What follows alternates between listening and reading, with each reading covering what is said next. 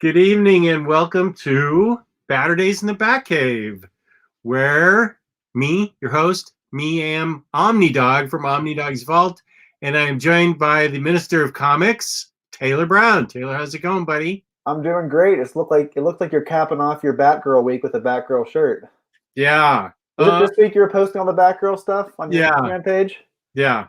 What led to the Batgirl week on your Instagram page? Just felt like it? I noticed that I had a lot of Batgirl stuff.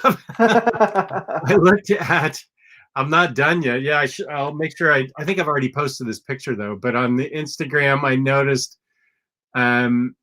somebody I always wanted to show off the Yvonne Craig Batgirl 66 print. It's one of the few prints I've actually gotten from Mondo, right. And it was the one I really wanted.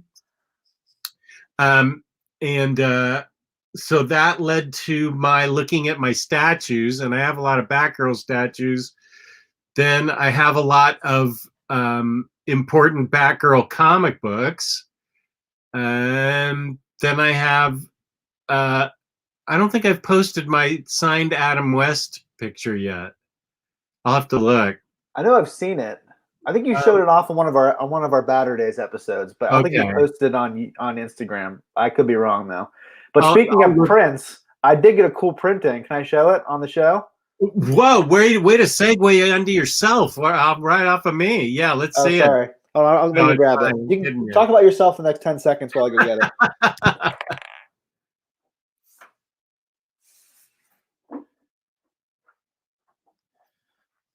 All right, so in order of my first print, I have a lot of posters in my office, but I needed a space right over here. I needed something to put right over this Vertigo and image shelf that I have. And I found Sean Phillips on Instagram was posting all of his prints, and I got this print, which I'm really excited about. Nah, that is awesome. This is going to be the cover of the first reprint of Criminal with image. And so I have a frame on the way, so I'm excited to get that up on the wall. And that's going to be from Volume 1? That's the cover? Yes, this is cover of Volume 1. You see Teague Lawless. You see the guy from Coward, the Undertow Bar. And there's also 2 other prints you can get on his Instagram. It might be sold out by now. That was like 3 weeks ago I ordered this. But they had all the different prints, the covers of all the different deluxes they're printing through Image. So cool. Volume 1 and 2, which are getting reprinted, and then Volume 3, which is going to be coming out, I think, November, I believe. So I'm really looking forward to that. That was one that struck me the most. Yeah, it's gorgeous coloring. Did Jacob Phillips do the coloring? Actually, for his own covers, Sean Phillips does his own coloring, I believe. Ah, okay. I could be wrong, though, but I do believe for his covers that he does the coloring. Okay. So I was really excited. It also has his signature, but you can't really see it on StreamYard. But I'm really excited about that because he's one of my top 3 favorite artists. So it's not an original art piece, but I think a print's good enough for me. I can't spend the money for an original art piece. He was selling a Batman commission for $1,000. Well, £1,000, so that's over $1,000 American. Was that the Batman 66 one, though? Right, he was holding the bomb over his head. Yeah, that one, I can see why that one hasn't sold yet. That doesn't say Sean Phillips to me. That says Mike Allred to me or something. Yeah, I think there's some commissions that they do because it's so different. And some people like to say, I have this commission from this artist who isn't known for doing this particular character, if that makes sense. Okay.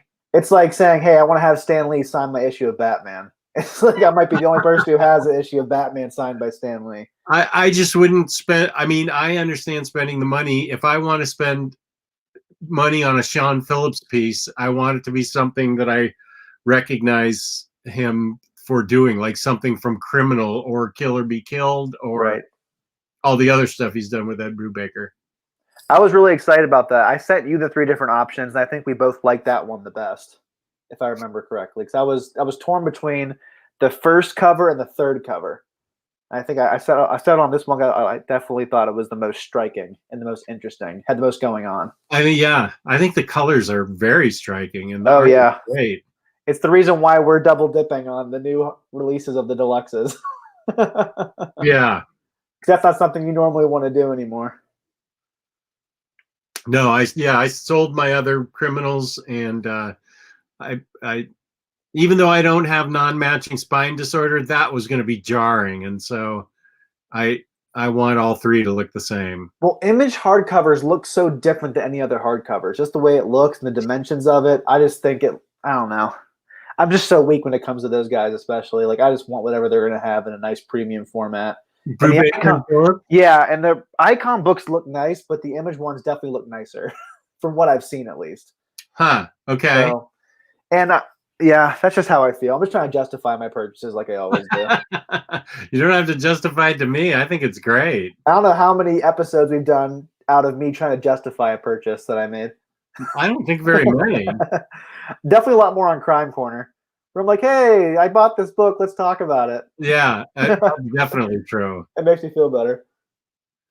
I also got that really cool poster from my friend the other week. Remember I showed you that, the Batman animated series cards? The card? Remember he got me the big trading card sheet that wasn't cut? Animated series? Yeah. Should I show that off? Yes. I don't know if Saturdays in the Batcave, yeah. Because it's covered in glass. It's under glass, so hopefully you can actually see the cards.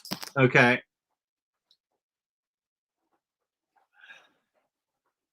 Now this is going up on your wall, or it's already up? This thing's huge. Look at this thing.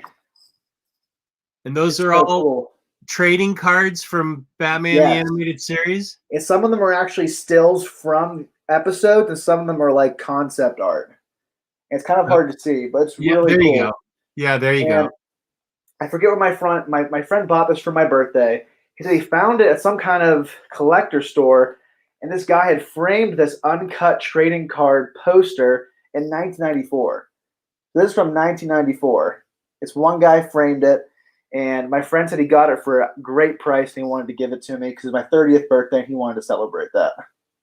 That might be like a one-of-a-kind piece. That's the thing. It's one of those things. I don't think anybody else has this. I don't think so either. So this is really cool, but the problem is it's so massive. I have to find a spot in my office.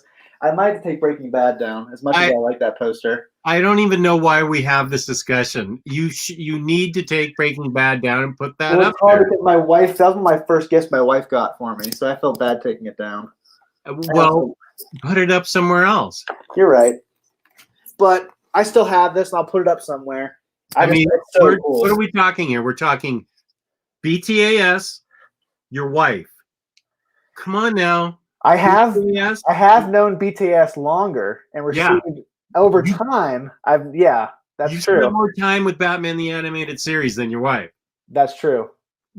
Now I understand she gave you a child and that kind of stuff, but she'll understand if you move it. If she's a real caring wife, she will understand if you move it. I'm sure she wouldn't care. I internally feel bad about it, but I'm sure she probably doesn't even know it's up in your office. She does, but she wouldn't care that much, though. Yeah. So it'll go up eventually. I do want to put that up really soon. I think you're right. I don't know if there's anybody else in the world who has that as a poster or has that piece. They have the cards, but I don't know if they have the uncut cards, because I'm sure that's probably how it came out on the conveyor belt, and then it was cut. So that's probably a one-of-a-kind piece. You're right. So I'm not sure how much he paid for it, but whatever it was, probably wasn't enough. And now there's no price that can be paid for it. It means so much to you. And the funny thing is, we went out for lunch, and he was acting like he didn't know it was my birthday. Oh, because I was like, "Yeah, we're going for my birthday this week," and he goes, "Oh, it's your birthday." He's like, "Oh, I'm so sorry, I forgot about that." And he's like, "We're leaving." He goes, "Hey, let's go out to my car. I'll show you something." And he opens up his trunk, and this huge poster's in there. He's like, "You wouldn't think I'd forget your birthday, do you?" So that was really cool. That was really an awesome gift. One of the best gifts I've ever been given, to be honest.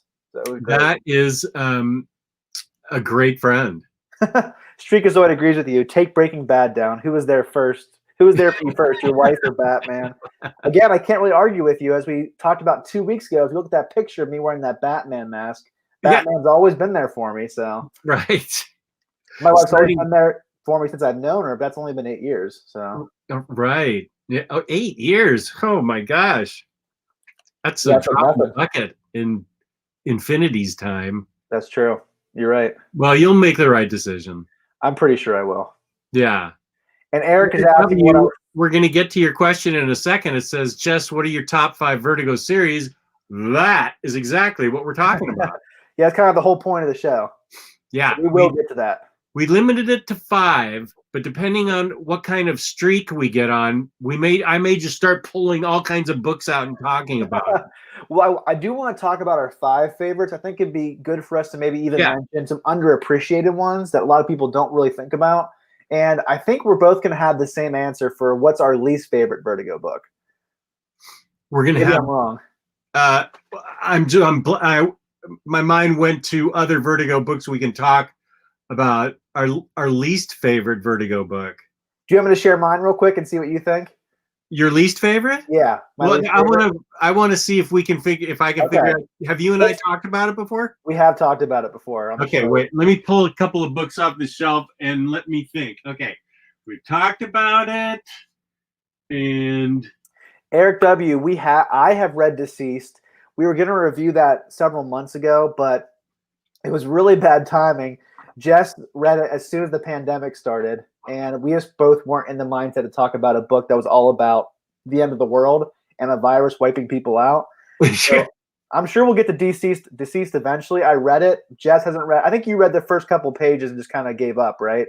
Yeah, exactly. So we'll get to it eventually, though. Yeah, we will, because I heard it's really good, and I heard the next book that's come out is also really good. I got it. What is it? Unkillable or something? Yeah, he's doing a follow-up series that's like a sequel to it because the first book ends on a cliffhanger, so we might as well wait until that next book comes out, and then we can just review all of them in one shot. Yeah, it's hard to explain the difference in my mindset now, October, compared to back when we were thinking about it at the very beginning of April. I was genuinely freaked out because there was such a lack of information. And, well, that's really what it was, a lack of information. And you let your brain, this is Jess's confessions, and you let your brain just sort of go wherever it's not supposed to go. And reading Deceased, I looked at the first couple pages and it made me shake. And I said, man, I'm not going to read this. I want to read freaking Nancy and Sluggo compared to this. What's Nancy and Sluggo? What's that? Do you not know? No. Nancy and Sluggo. Is this like a pre-1990 type of thing that I wouldn't be aware of? Nancy was a comic strip and Sluggo was the kid in it that bugged her.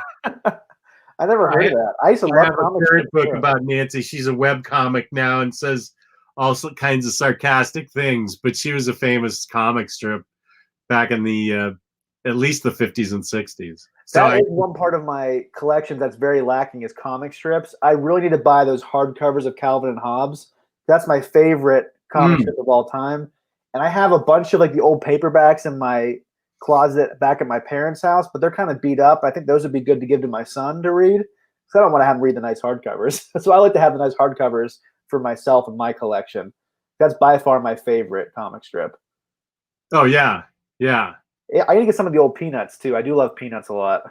That's why Bill Watterson was smart. He had a huge run of what was it, like 1984 to 1994 or when did he quit? I can't remember. It was definitely in the 90s for sure. Yeah, right, and then he just quit and said, I'm going to paint, and he had enough money, and because that's what he had enough money. I believe he lives in the same house in the same suburb in Cleveland, and he just wants to do what he wants to do, and that's painting. Whereas, and it hurts to say this, I think Peanuts jumped the shark like in the 80s, and he kept on until he died in year 2000 or something. But Peanuts went on way too long. As much as I worship it, I worship the early Peanuts like crazy. I like the middle Peanuts the best. Yeah. I feel like the early ones were good, but the art was definitely less refined. Yeah. And he really got that Charlie Brown image that we all think of. Like in the beginning, he kind of looks like Charlie Brown, but he definitely honed that image. And obviously, I think we all are really tied into the movies, like the Charlie Brown Thanksgiving, Christmas special, things like that. And that's something that it's surprising that Calvin and Hobbes has such a big following when it has no movies or TV shows to lean back on. He would allow no merchandising. That's crazy. Imagine how much money he would have made from that. Yeah. Selling the rights for like film or TV. People love Calvin and Hobbes. There's just those decals of Calvin peeing on people's cars. That's all there is. Yeah. That's obviously not like an actual official merchandise. Yeah. Is that your favorite comic strip, Peanuts? Of all time, it meant so much to me growing up, and then I had that pen pal relationship with Charles Schultz when I lived in California, where he would actually write me back in his handwriting, and it meant so much to me growing up. I think it's when I got into my 20s and stuff that I thought Peanuts really isn't doing it for me anymore, but it meant so much to me growing up, like a lot of comic books mean things to people growing up. And it's the only one that I collect. I collect Peanuts, and I've got Calvin and Hobbes. Oh, I also have Pogo. How are those Calvin and Hobbes hardcovers? Are they great? They're great, but they fall apart really easily. Ooh. You might want to think about getting the paperbacks instead, even though I have all the paperbacks. I might as well keep those then. Oh, you have the paperbacks? I have all the paperbacks from when I was a kid. Oh, you should just keep those. Because I've read them so much when I was a kid. They're kind of beat up. We moved a bunch of times, but yeah, they have that nostalgia for me. Like I still have the Hellboy paperbacks, and I had those since I was like 12 or 13. So I never upgraded to the library editions because those have some nostalgia factors for me. So maybe I should just hold on to those paperbacks and not get the hardcovers because they do have the same style collection paperbacks as they do hardcovers. That orange. They do have those. Yeah, I'll definitely get that then. Okay, yeah. cool. I would do that because I rarely look at the Calvin and Hobbes one because the binding is so iffy. Well, that sucks. It's like the iffiest binding you've ever dealt with. I think I'm going to buy those paperback ones you're talking about and then have Sam read my old ones. That way I don't have to worry about him damaging them or anything. Perfect. That's what I'll do. My wife got the biggest kick. I got the biggest kick out of you sending that picture of Sam yesterday reading while you changed his diaper. Oh, yeah. That's his new thing now because sometimes he gets kind of whiny and fussy. I don't know if you ever had to deal with that when you were changing. I'm whiny and fussy right now. So I just give him a book and he just reads it and looks at it as I'm changing his gross poopy diaper. So that was a really funny picture. I had to say I thought you would appreciate it as a reader and as a collector. So I thought that was funny. And your comment, life doesn't get any better than this, kid. It's all downhill from here. Yeah, I was telling Sam yesterday, Sam, you better enjoy life right now as an almost 1-year-old because it's all downhill. I change you, we feed you, we clothe you, we take you around the neighborhood in your little car. Once you get to be an adult, that's all over. And he's just sitting there reading. It was so funny. I thought that was great. It cracked me up. I can look it up on my phone for everybody. Oh yeah, it doesn't show anything bad. It shows this kid. Here's him and Murdoch today. Killing. Him and Murdoch just hanging out today. Now that he's crawling and walking and everything. Oh great, Murdoch's such a good dog. He's the best dog for Sam. He's so gentle with him, and it's great. They're like best friends. It's kind of hard to see, but you can kind of see him reading. It's hard to see. There you go. Yeah, he's just on the bed reading while he gets his diaper changed. So funny. Just chilling. Oh, I think you answered this question earlier, but Edman40 asked if you have the complete Peanuts set. I think you do have that, right? I don't have all of them. I started with 1950 to 52. And I like Charlie Brown with the unibrow. Yeah. And then I went to about 65. I didn't go beyond that. I mean, I probably should, but I'm not sure they're even in print anymore. I should get more. I just got the early years. They're great. Fantagraphics does an amazing job on these books, even though their publisher's a jerk. I think he does a great job on all these. Gary Groth or whatever his name is. Oh, he's such a jerk. He's such an elitist about what's a good comic and what's not. Okay. He's like Omar. You know, like smart comics. I used to read the Comics Journal all the time in the 90s, and his co-founder passed away, and his co-founder was sort of the milder half of him. But he's I can't deny that he puts out a great product and has given a lot of great artists and writers their break. But he comes off as just like a bitter misanthrope. So I don't, I don't need to deal with that. So, did you ever see the Peanuts movie that came out a couple of years ago? I didn't. I meant to see it. It's on Disney Plus. Oh, it is. Yeah, okay, it was really good. It was a really good movie. I really enjoyed it. I really like the animation style as well. I need to see the Simpsons movie again. I only saw it once. Oh, and you've never seen Simpsons at all? I watched an episode a couple of months ago. I liked it, but I kind of got distracted with other things. What? I know. It was good. It was funny. I just got distracted with other things. Something I do want to watch, I don't like this show that much, South Park. They came out with a pandemic 1 hour special this past week. And that's like the first show to really deal with the pandemic. I really want to see how they handle that. I'm not like a huge fan of the show. I do like some episodes, but I think that'd be really funny. I can always watch South Park. I can't quote it, but I like watching it. Eric W., my dog, is going to be 4 years old on Christmas Day. He was born on Christmas 2016. Who was born on Christmas 2016? Eric W. asked how old Murdoch is. My dog. Oh. And your dog was like what, like 6 or 7 or 8? Something like that? Our dog? Yeah. We don't know how old Holly is because she was a rescue. Oh, right. She's slowing down, so she's a Cocker Spaniel. We're guessing she's around 9 or 10 now. We've had her since 2016. And she's slowing down a little bit, so we're guessing she's around 9 or 10. The vet is guessing. I mean, we have no way of knowing. Right. And Man Cave Theater said, Minister of Comics, I recently finished Breaking Bad and 3 seasons of Better Call Saul and the movie El Camino. Awesome.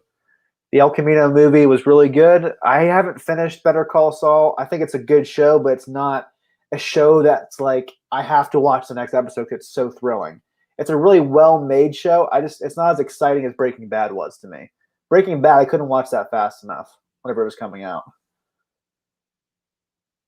And Streakazoid, this is a question to ask Jess because I've been bestowed this name by Omnidog himself. Oh, I just came up with the idea of calling him the Minister of Comics. One, because I think that's a cool name. I like that I have working alongside me the Minister of Comics. And two, it's just to play on the fact that he is a youth minister by day. Comic book hero by night, youth minister by day. I'm the minister of youth by day and the minister of comics by night. Right. And it's like a moniker that can fit everybody, but I think it's especially good for you. Right. Yarny, I only have 2 deaths and 1 Morpheus statue. I think there's a whole series of the Endless, and probably at the time I just wasn't tuned into them like I am now. I think they're probably all really expensive and out of production, but I think there was all kinds of statues that were really good of the Endless family. Hayden McGee, I am not a priest. And that's pretty obvious in the sense that I'm allowed to be married and have children. So, well, like I said, I guess not if you're an Anglican priest, but a Catholic priest wouldn't be able to get married. But no, I just work at a church in the area. I did go to seminary. I finally finished that this year. So a little bit different than being a priest, though. Here's a question. What is the difference between a priest, a pastor, and a minister? Priest is, well, it depends on what denomination you're in. A priest is mostly in the Catholic church or like an Anglican church. That's just their designation for it. A pastor and a minister is pastor, minister, and reverend are pretty much the same thing. Okay. And it all depends on what denomination you're a part of and what they want to call you, essentially. So, yeah, everyone's probably like, "Why are we talking about on Baturdays in the Batcave?" What a youth minister is. Yeah, it just really depends on what kind of church you're in and what they want to call the pastor. Essentially, what's a youth minister specifically? Well, youth ministers are kind of the butt of the joke sometimes because they kind of view us as like pizza parties and laser tag, and that's it. And sometimes people call me pastor. They mostly just call me Taylor, though. You minister to the younger folk in the church, right? Yeah. So my area is 6th grade through 12th grade. So I get 12-year-olds all the way to 18-year-olds. Okay. I also do some stuff with the college-age kids who move on, and I stay connected with them as they go into the next part of their lives. Right. I've been doing that for almost 6 years now. Nice. Yeah. 6 years is a long time. Yeah, the average tenure for a youth pastor is 1.5 years, so I'm doing pretty good. Oh, well, you're crushing it. A lot of people don't want to do it anymore after 1.5 years. It's not the easiest job. It sounds easy, but it can be difficult having to deal with younger kids and some of the issues they have to deal with. It can be kind of tiring at some points, but it's very fulfilling. But maybe the key. Maybe we should get to the topic of our show. I know you're all dying to hear more about denominational stuff, like who's a pastor, who's a reverend, who's a priest. But we're here to talk about Vertigo Comics tonight. Well, we always start out, it seems like, with a half hour of just yapping about things. Yeah, Streakerzoid, you're right. I, as a youth pastor, we do have a lot of pizza and laser tag, but there's more to it than that, though. There's definitely a lot more to it than just that. So I think, we're going to start by talking about our favorite Vertigo comics. And then after we're done talking about our favorites, I can show off the poll results I did in the Facebook group and see what everyone else chose. Okay. And then we can talk about maybe some underappreciated books we want people to know about and talk about our least favorite overall. But for the most part, I think Vertigo has a lot of great books. So there's not a lot of terrible Vertigo books that I've read. There's only one in particular I can really think of. Okay, yeah. Let's see if we can figure out what like a Vertigo book that's terrible. I'm trying to think. Okay, tell me yours, and I'll tell you if. Well, Jess, I'll put it this way. See if you know. It started out great, ended terribly. The worst ending in the history of comics. We always talk about it. The end just falls off a cliff. History of comics. Why is this not coming to me? Was the Wake a Vertigo book? It's the Wake. That's my least favorite Vertigo comic because it started out in such a promising fashion and it just got so bad at the end. Pretty much the last 10, 15 pages ruined the whole thing for me. I didn't know it was Vertigo. Yeah, there's a Vertigo book. And it won Best Limited Series at the Eisners for the first 6 issues. Yeah. Yeah, Vertigo started back, I believe, the late 80s, like 1989, by Karen Berger. She was an editor at DC, and this was when DC was pretty forward-thinking. I feel like it officially started in 1993. 93? Yeah, because it started up with existing books like Hellblazer and Sandman. Right. Those were books that were under the DC imprint or some other imprints as well. And they all put them under Karen Berger with Vertigo. So it went from 1993 to 2020. I think it was January of this past year when they got rid of it totally. So I was thinking of when Sandman and Hellblazer first came out was the late 80s then. And it just occurred to me that I think the big two go through phases of being really conservative and then being willing to try anything interesting, and then they go right back to being conservative. I guess it's sort of a wave that they both follow depending on who's in charge. And in the early 90s, like 93, when Karen Berger was given Vertigo to she pretty much, from what I've read, she pretty much got to run it by herself.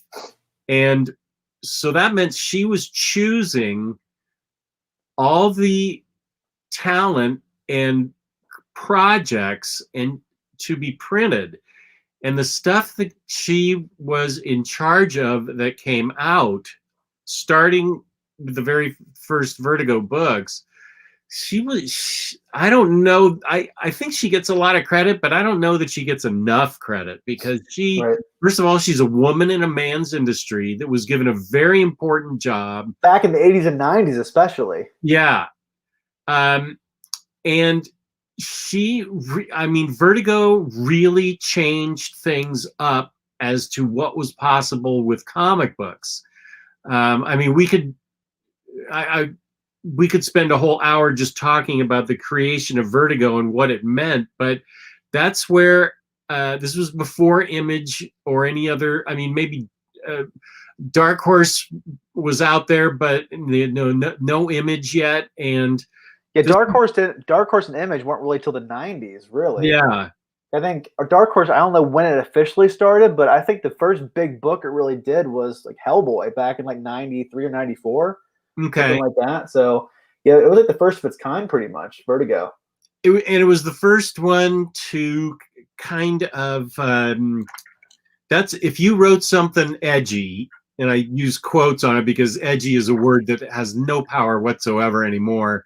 But if you wanted to do something different or something that appealed to a different type of reader or a mature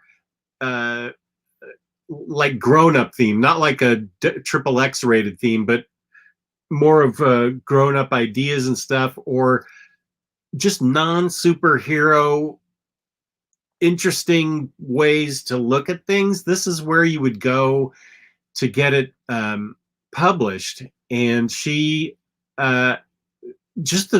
before she left, and I don't know if she left or was pushed out, because she must have gone through several people above her at that point that came and went, and I'm sure there's a whole thing on the internet that can tell you what happened. But while she was there, a ton of amazing, groundbreaking books got published, and I think that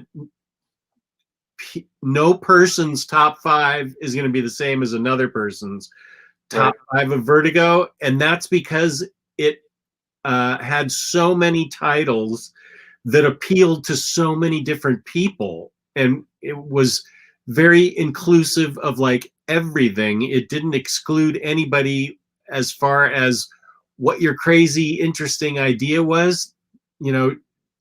Everybody's top 5 is going to be different.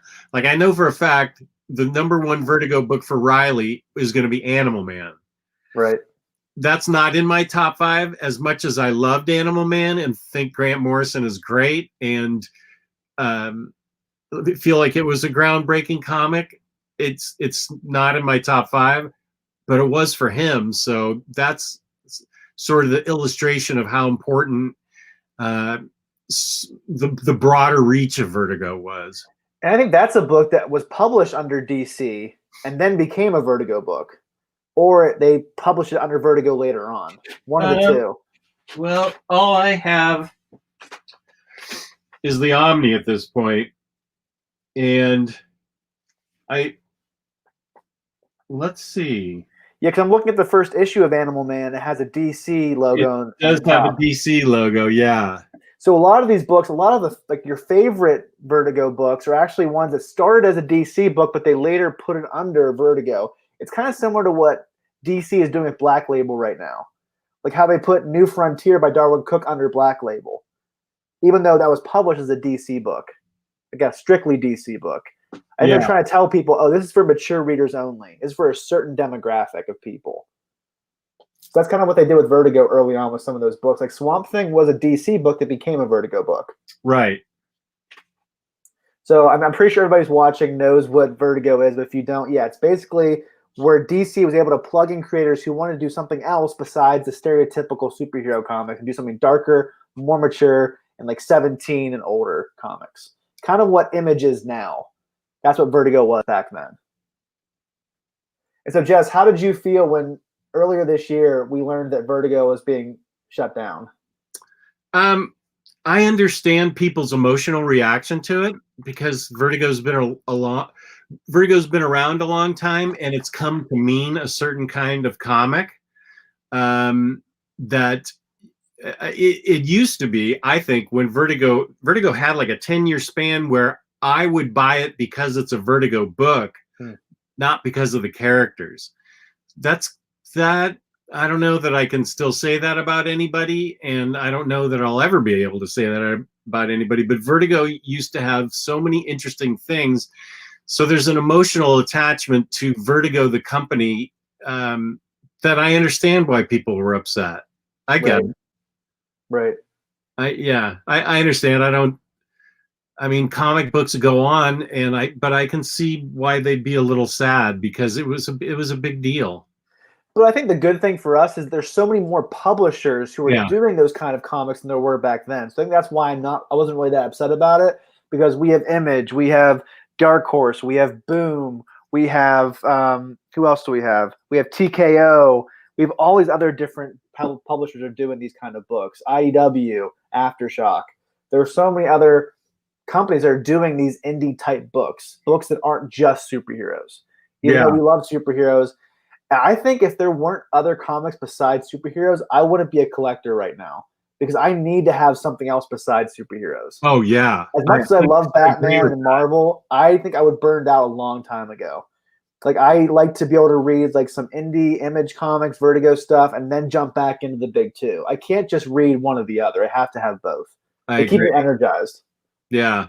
Hey, I know you got tired of the endless punch outs for years. I think books like Vertigo helped you out reading these for so long. Totally. Speaking of Vertigo, you asked me about this book, but then we never followed up on it. Did you ever read this or think about it? Or do you own it? I kind of was thinking about Jeff Lemire today because I read Berserker Unbound earlier today on Hoopla. Yeah. I have the next Black Hammer coming in, and World of Black Hammer comes out next week. And I love Jeff Lemire so much. I was thinking what books I don't have by Jeff Lemire, and Trillium is one of them. And I think you said you thought it was just okay. I thought it was amazing in one way, in that what it attempted was pretty remarkable. I read it in floppies, so it's been a while since I've read it. And as you can see, it tells, you can't really see here. There's two stories going on at the same time, one up here and then one down here. And it's pretty cool what he's attempting here. I just remember liking it. I don't remember thinking I am now reading everything Jeff Lemire ever writes from now on. Yeah, Jeff Lemire, he's one of those creators who I can't think of a book I haven't enjoyed by him, but I haven't read Plutona, whatever it's called. I know that's one that you and other people really seem to hate.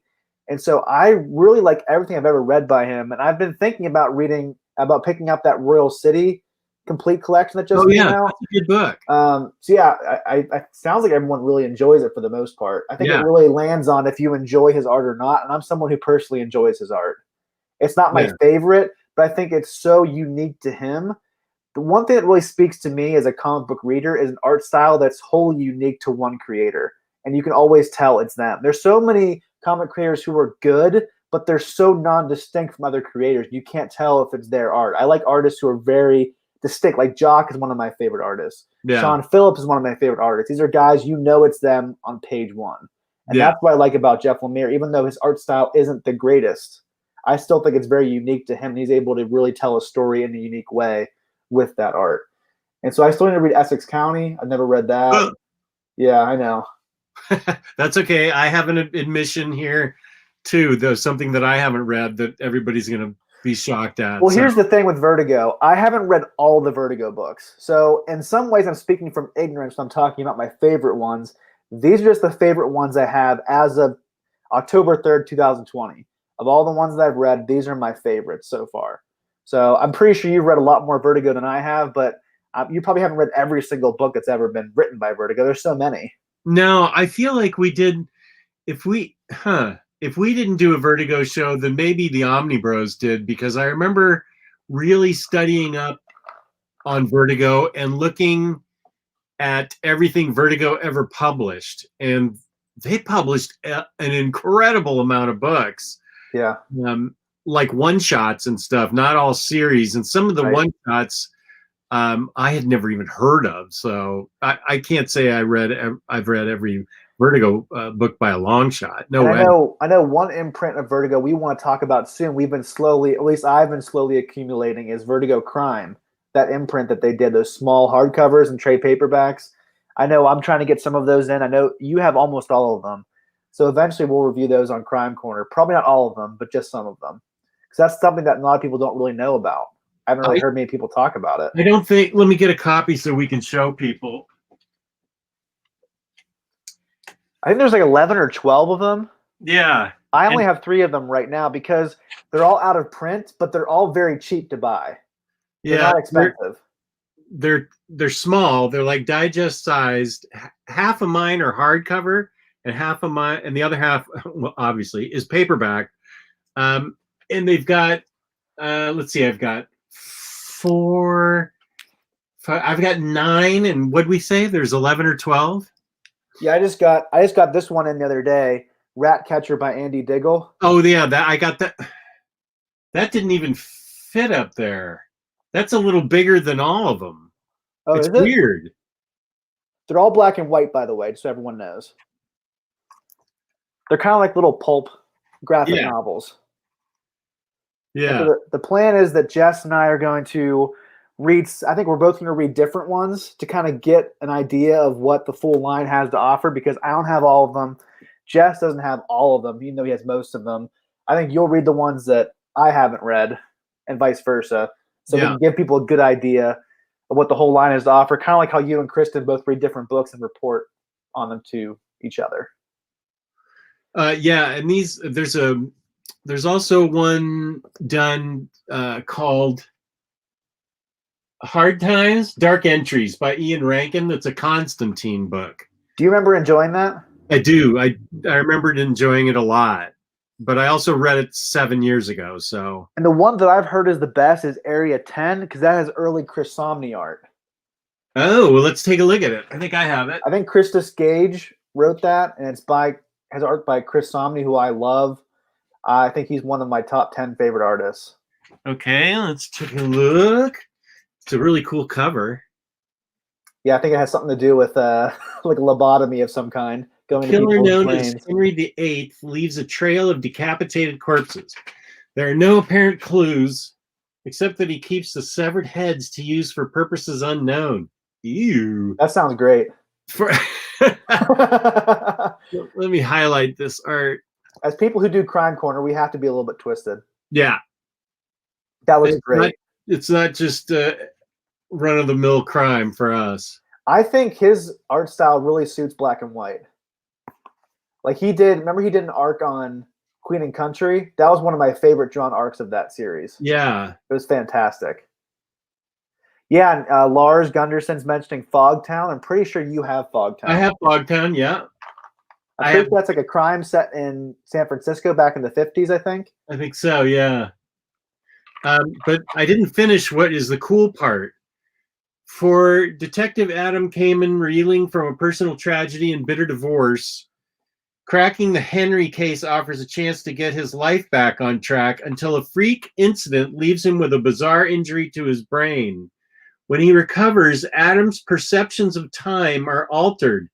He soon becomes convinced that his condition is tied to the Henry killings and that the key may lie in the ancient art of trepanation, the macabre ritual practice of drilling holes in the skull to achieve enlightenment.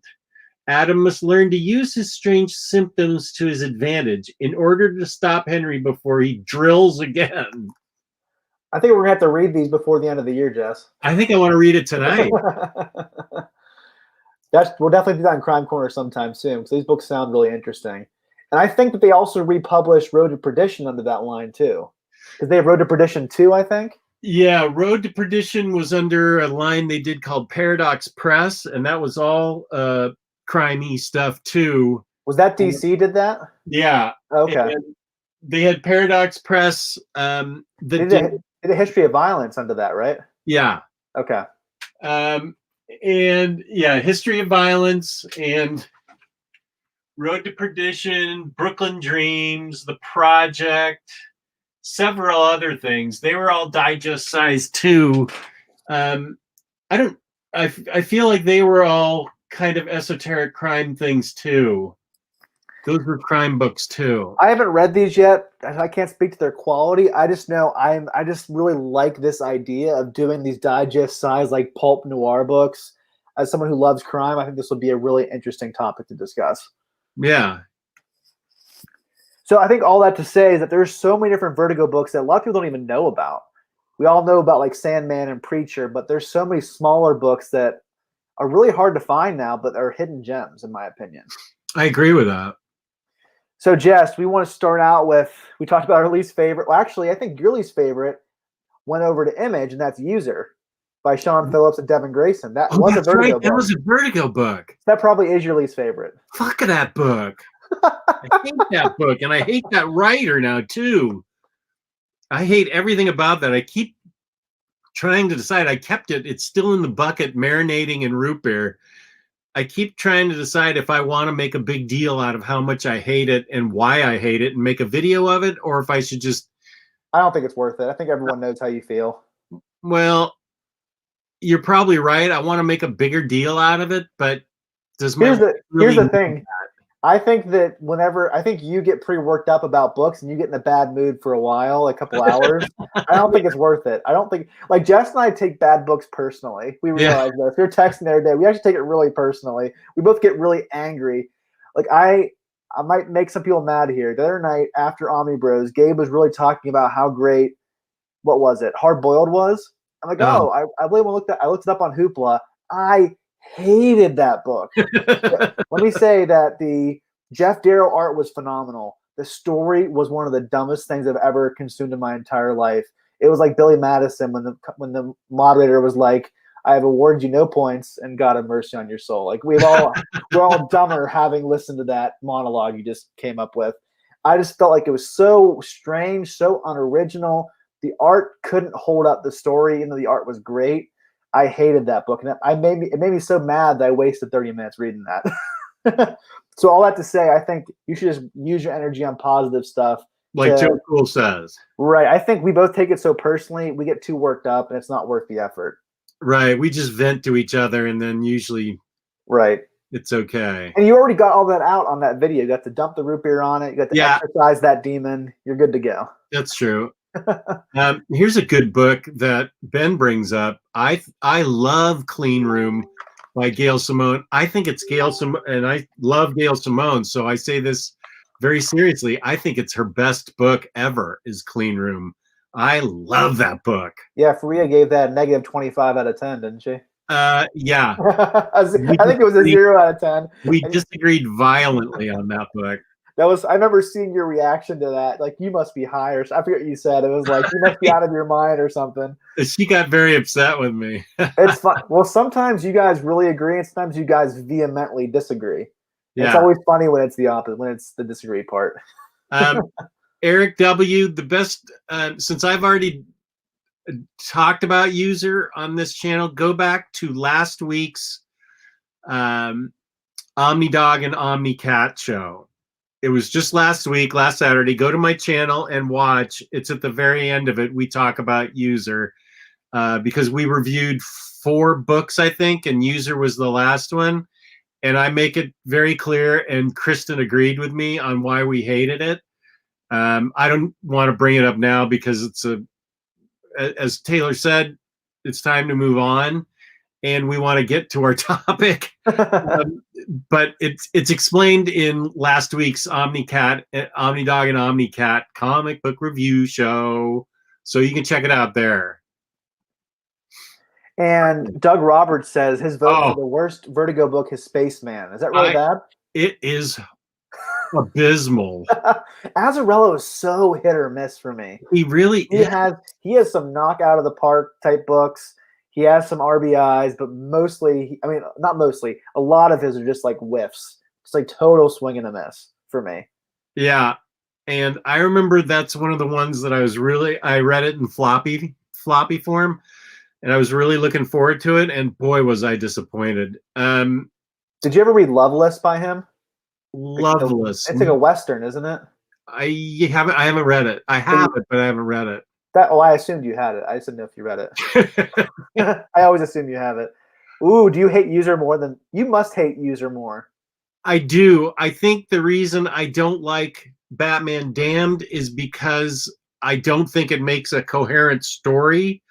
I wasn't one of the ones that was knocked out of the park by the art either. I just think it's a poorly put together story, whereas User has a story element that I feel is so vile and so reprehensible that the writer makes no apology for and is totally unnecessary to the book. Well, Damned has that too, with Harley Quinn trying to sexually assault Batman. So that has that going against it as well. They both kind of have glib and totally unnecessary sexual assault tangents. Well, User had this child rape in it all throughout the book. This grown man was just coming over to the house with the dad's okay and raping this child. And so she was like 14. So no, that's why I hate User, and that's why I will never like it again. All right, guys. So the vein in Jess's forehead is pounding. So let's move. You ever talk to some people when they get angry that huge vein it just pulsates in their forehead? And you're like, I can't even pay attention to what you're saying. Wait, I've only got 4 books here. Where's my 5th favorite? Oh, there it is. Okay. How about you go first, Jess? I'm going to talk about them not in any particular ranking. Okay, good. I didn't want to do that either. Okay, good. I'm going to talk about my first 4, and then I'm going to totally cheat and talk about the 3 books that vied for 5th place. Oh, gosh. Cheating. Well, actually, I have one that's like that, so maybe I'll talk about that one. Okay, good. The first one would be Why the Last Man. Brian K. Vaughan with beautiful art by Pia Rueda. By the way, everyone, Jess lied to me. I tried to guess all of his 5 favorites, and I guessed Why the Last Man. He said no, so obviously he changed his mind. No. You said these are your top 5, and I said that's not right. So what is this one? You didn't get all 5 right. Oh, sorry. Okay, never mind. Continue. Sorry. Yeah.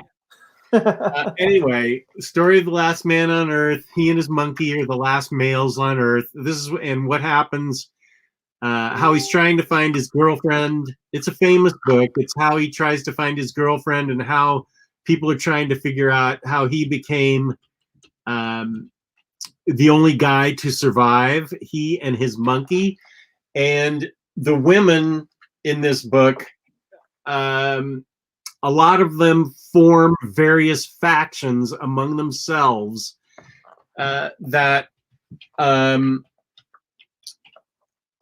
make for a very interesting experience. I loved this book. I loved the art in it. I loved the story because I felt like it brought up interesting dynamic between all the women in the world and this one guy, and what all the women in the world it's pure speculation, but that's what a writer does on what would happen if there were no males left. And how he gets about, what his adventures are. I found this to be, I'll tell you exactly what. I found it to be endlessly entertaining enough to the point where I've read it 3 times and I have no problem owning it, so I can read it like once a year for the rest of my life. I better make it twice a year for the rest of my life, because who knows how much time I've got left. So I'm going to read it twice a year for the rest of my life. I like Why the Last Man. I don't love it as much as everybody else does. I don't love the ending. I know a lot of people really like the ending. The ending, I remember scratching my head being like, I don't know how I feel about that. There's a lot of people that talk about the ending like that. Plus, there's a lot of people, in my experience, it's been women that have said it doesn't age well, that it's that the book hasn't aged well. And I would have to get into a long discussion with one of those critics to understand what exactly hasn't aged well. But I don't want to, because I don't want to lose my love for the book. Well, so we talk about this all the time. We can't always judge books of the past by today's standards in a certain way. We can, but doesn't mean we can't enjoy those books. It's like we all develop and grow as people. So there's going to be things that we think and did back when we were younger that we don't fully agree with now, but that's where we were. That's where Brian K. Vaughan was when he wrote it. And so I just think we can't just totally get rid of older books that don't age 100% well, because then you won't watch and read anything from back before 2012 or something. Do you know what I mean?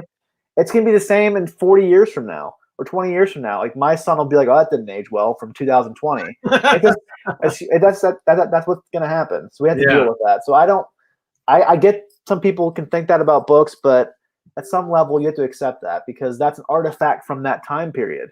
And it tells you something about that time period. That book is so cloaked in the aura of the early aughts and like the aftermath of 2001 with 9/11. That's just such an impact on that book. And in another book I'm going to talk about in a couple minutes. Gosh, I forgot that that's back when I had started to read it. That's a long time ago. Did you read it in singles? I did. Okay. And so I'm going to talk about my favorite Brian K. Vaughan book, which I don't think you fully read, and that's Ex Machina. Does that...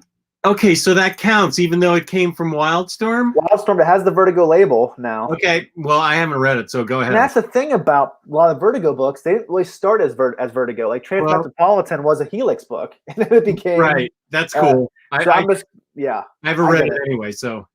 So this is definitely my favorite. I love Brian K. Vaughan. I think it's this, then Paper Girls, then Saga.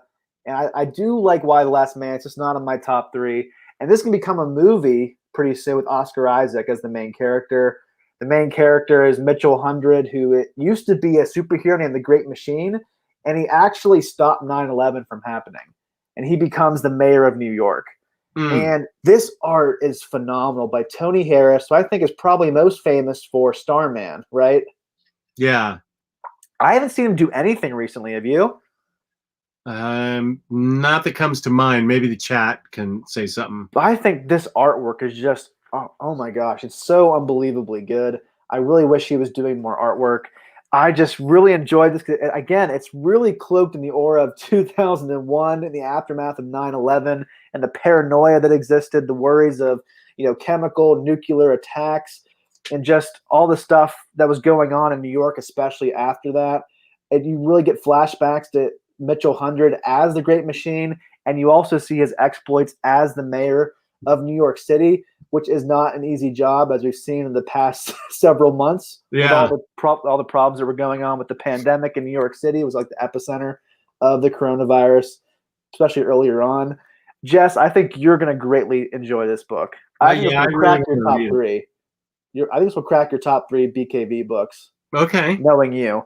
I mean, again, I think the person who had the argument about Why the Last Man might agree that this doesn't age particularly well. But again, I think this is like a time capsule of the years following 9/11. Yeah. I think it's a really great book. It's only 40 issues, I believe. I think one of my biggest frustrations with the Vertigo is that some series go on too long. Like 100 Bullets is 100 issues, and I think it's way too long. I think 100 Bullets is like 40 issues too long, in my opinion. That's a book. It's not going to be in my top 5. I enjoyed it, but I think it meandered a little bit too much. That's I also felt the same way about Why the Last Man. I feel like it kind of went on like 20 issues too long. Mm-hmm. That's just my personal opinion, though. Okay. That's my favorite BKV book, especially from his Vertigo stuff. And I really did enjoy Pride of Baghdad. That was like a punch to the stomach, though, at the end. I think I can only read that once every 10 years. That was a great book, though. It was great. I can only read it every 10 years, though. I remember texting you, just being like, I feel like someone just like punched me in the stomach. I just feel like I just like had to just watch like an episode of a sitcom afterwards to make myself feel better. Yeah. I like seeing everybody else's choices. This is good. Orsted 7. I have Unknown Soldier. I just got it. I've got the Dysart, Joshua Dysart's book. I need to buy those. Those look really good. Yeah, I've found them all really cheap. Yeah, they're not very expensive on eBay. No, DMZ I enjoyed. 100 Bullets I haven't read. Doom Patrol I really liked. I collected that in floppies, and Books of Magic, brilliant. Did Neil Brilliant. Gaiman write that initial Books of Magic series? Sorry? Did Neil Gaiman write that initial Yeah. book? Ooh. With That was- amazing art, as a matter of fact. This is Oh, it. wow. You have it right there. I did. That's because I'm still trying to decide what the 5th book's going to be, and it's in the running. Oh, okay. Another good Vertigo animal-centric series by Streakazoid's We 3. That's also a really depressing book.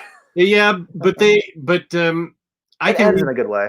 Yeah, it ended in a good way. I can read it more often than I can Pride of Baghdad. I just looked at We 3. Well, I went to my Grant Morrison section and I looked at that since it was right next to it. It's by Grant Morrison, right? Yeah, it's Grant Morrison and Frank Quitely. I know a lot of people don't love Frank Quitely, but I personally love his art. I love his art too. Speaking of Frank Quitely, I need to pick up the new copies of Jupiter's Legacy that they're reprinting, because I've heard a lot of good things about that. Oh, that's really good, Mark Because Miller stuff. I know a lot of people disagree on Mark Miller, but that's always one I hear is like that's one of his best. That is Jupiter's really Legacy and Jupiter's Circle. I think really Frank Quitely does some of the art, but not all of the art, if I remember correctly. Favorite Vertigo books, Jonah Hex miniseries. Now, I'm going to have to, I have all of Jonah Hex. I have All-Star Western and Jonah Hex, but I don't think I have a Vertigo Jonah Hex miniseries. That vexes me. Doug Roberts, let us know who that's by so Jess can go on and buy it after the show's over. Oh, right, during the show. Well, yeah, during the show. During my choices, we won't pay attention. House of Mystery, I had that custom bound because I liked it so much, and I have Northlanders, but I haven't read it yet. Speaking of Northlanders, I am excited to get DMZ, and I finally got that ordered, and I'm excited to read that series. I've heard a lot of good things about it. I like DMZ a lot. I got the second volume from IST, and I got the other ones from Cheap Graphic Novels, and the art looks great so far, and it looks right up my alley, so I'm excited to read that whenever they all come in. Yeah, I thought it was pretty cool. And you'll be good to know this from Lloyd Wong. You'll be happy to know this from Lloyd Wong. And it's Unknown Soldier is a must-have, which you just got. Ooh, yeah. It did take some poking around to find it cheap. I'm pretty sure that's totally unrelated to the Joshua Dysart series. Oh, though. Innocent Unknown Soldier. Yes. I have that too. I got it. I got that when I got on the Hex for the 90s, Lansdale and Truman. Okay, I remember reading that in floppies now. Now that you mention it, okay. Joe Chip, truer words have never been said about Jeff Sprague. I'm man enough to show this. Oh. That's happened so much. Oh, it happens all the time to me. All the time. It happens all the frickin' time to me. Or Jess will come up with an idea for a show, or say, "Hey, let's read this." Then it's like, "Hey, what are we reviewing next?" And it's like, "Didn't you want to review this?" And he's like, "I don't know. Let's do something else." Like, all right, it was your idea, but okay. I'm really lucky that Taylor has so much patience with me, because I have absolutely zero memory, because it was not his fault. I mean, he's the idea guy. That's exactly why we're good together, because he comes up with the ideas for the shows. And if I don't write them down, I just forget them. And I've got to start getting better at remembering, because we've got 2 shows now that we do, and right. It's 2 times the annoyance I become. And I came up with an analogy last week, is that I'm like a goose herder trying to herd a really distractible goose in Jeff Sprague. I'm pretty sure I should have put that as my name, the goose herder. Yeah. Well, Jess, you want to talk about your next, or you want to look at some comments first? No, that's all right. My next book is going to be Swamp Thing. Now it says Vertigo Saga of the Swamp Thing. Yeah, it does say Vertigo on it. I read this back in floppies just because I was I've always been a Swamp Thing fan, from his first appearance in his first issue and his first appearance and his first issue. That was right in my wheelhouse when I was collecting as a youth, a teenager. And I'm trying to think. Alan Moore with Watchmen was before this, so I knew what he was capable of. But Swamp Thing was first. This was first, yeah. Okay, that's why yeah. Swamp Thing came out in the early '80s. Okay, so I didn't pick it up because of Alan Moore. I picked it up because Swamp Thing was my one of my favorite comic books, and it quickly became clear to me that this was a different Swamp Thing than I had grown up with. I don't even know that I can explain the concepts that go into this. Growing psychedelic yams off his back so that Abby can eat them and stuff. It's just out there stuff. Yeah, it's very off the wall, interesting, wild stuff. And the fact that DC allowed it to be printed back in the early '80s, because it deals with a lot of interesting, mature, out there things. That's pretty good for DC. I know I say that a lot when I come upon a DC book. Do you like the storyline where he goes to Gotham and Batman has to deal with him? Yeah. So it's now a lot of people love the art and were really disappointed in the coloring of the first Absolute. I don't have an opinion on it, except that I just kept my standard hardcovers. I don't mind that they recolored it, but I also didn't feel like it added anything to the story for me. If it bums you out, don't get it. If you like it, get it. That's my opinion. But Swamp Thing was one of those books. It wasn't like Watchmen. It was close to Watchmen as far as sort of blowing my mind, letting me know what comic books were capable of. Comics are for adults too, not just kids, essentially. Yeah. And this was like this. I don't even think I would have understood this book if I was 12 years old. So it was definitely, when I was in my early 20s that this was one of the few books that I could pick up. Mommy, why is Swamp Thing growing mushrooms on his back and his girlfriend's eating them? What are you reading? So I the whole thing, and Alan Moore's run, and then after it Rick Veitch's run. I liked Rick Veitch's run as much as I liked Alan Moore's run, quite frankly. But also I'm sort of I don't know, Swamp Thing apologist or Swamp Thing completionist. I like everything Swamp Thing. For some reason, he's just one of those characters that I get everything of, and if it's bad, I don't know how to say this. If it's really terrible, I haven't read it yet. Everything's at least good enough for you. Exactly. Yeah, exactly.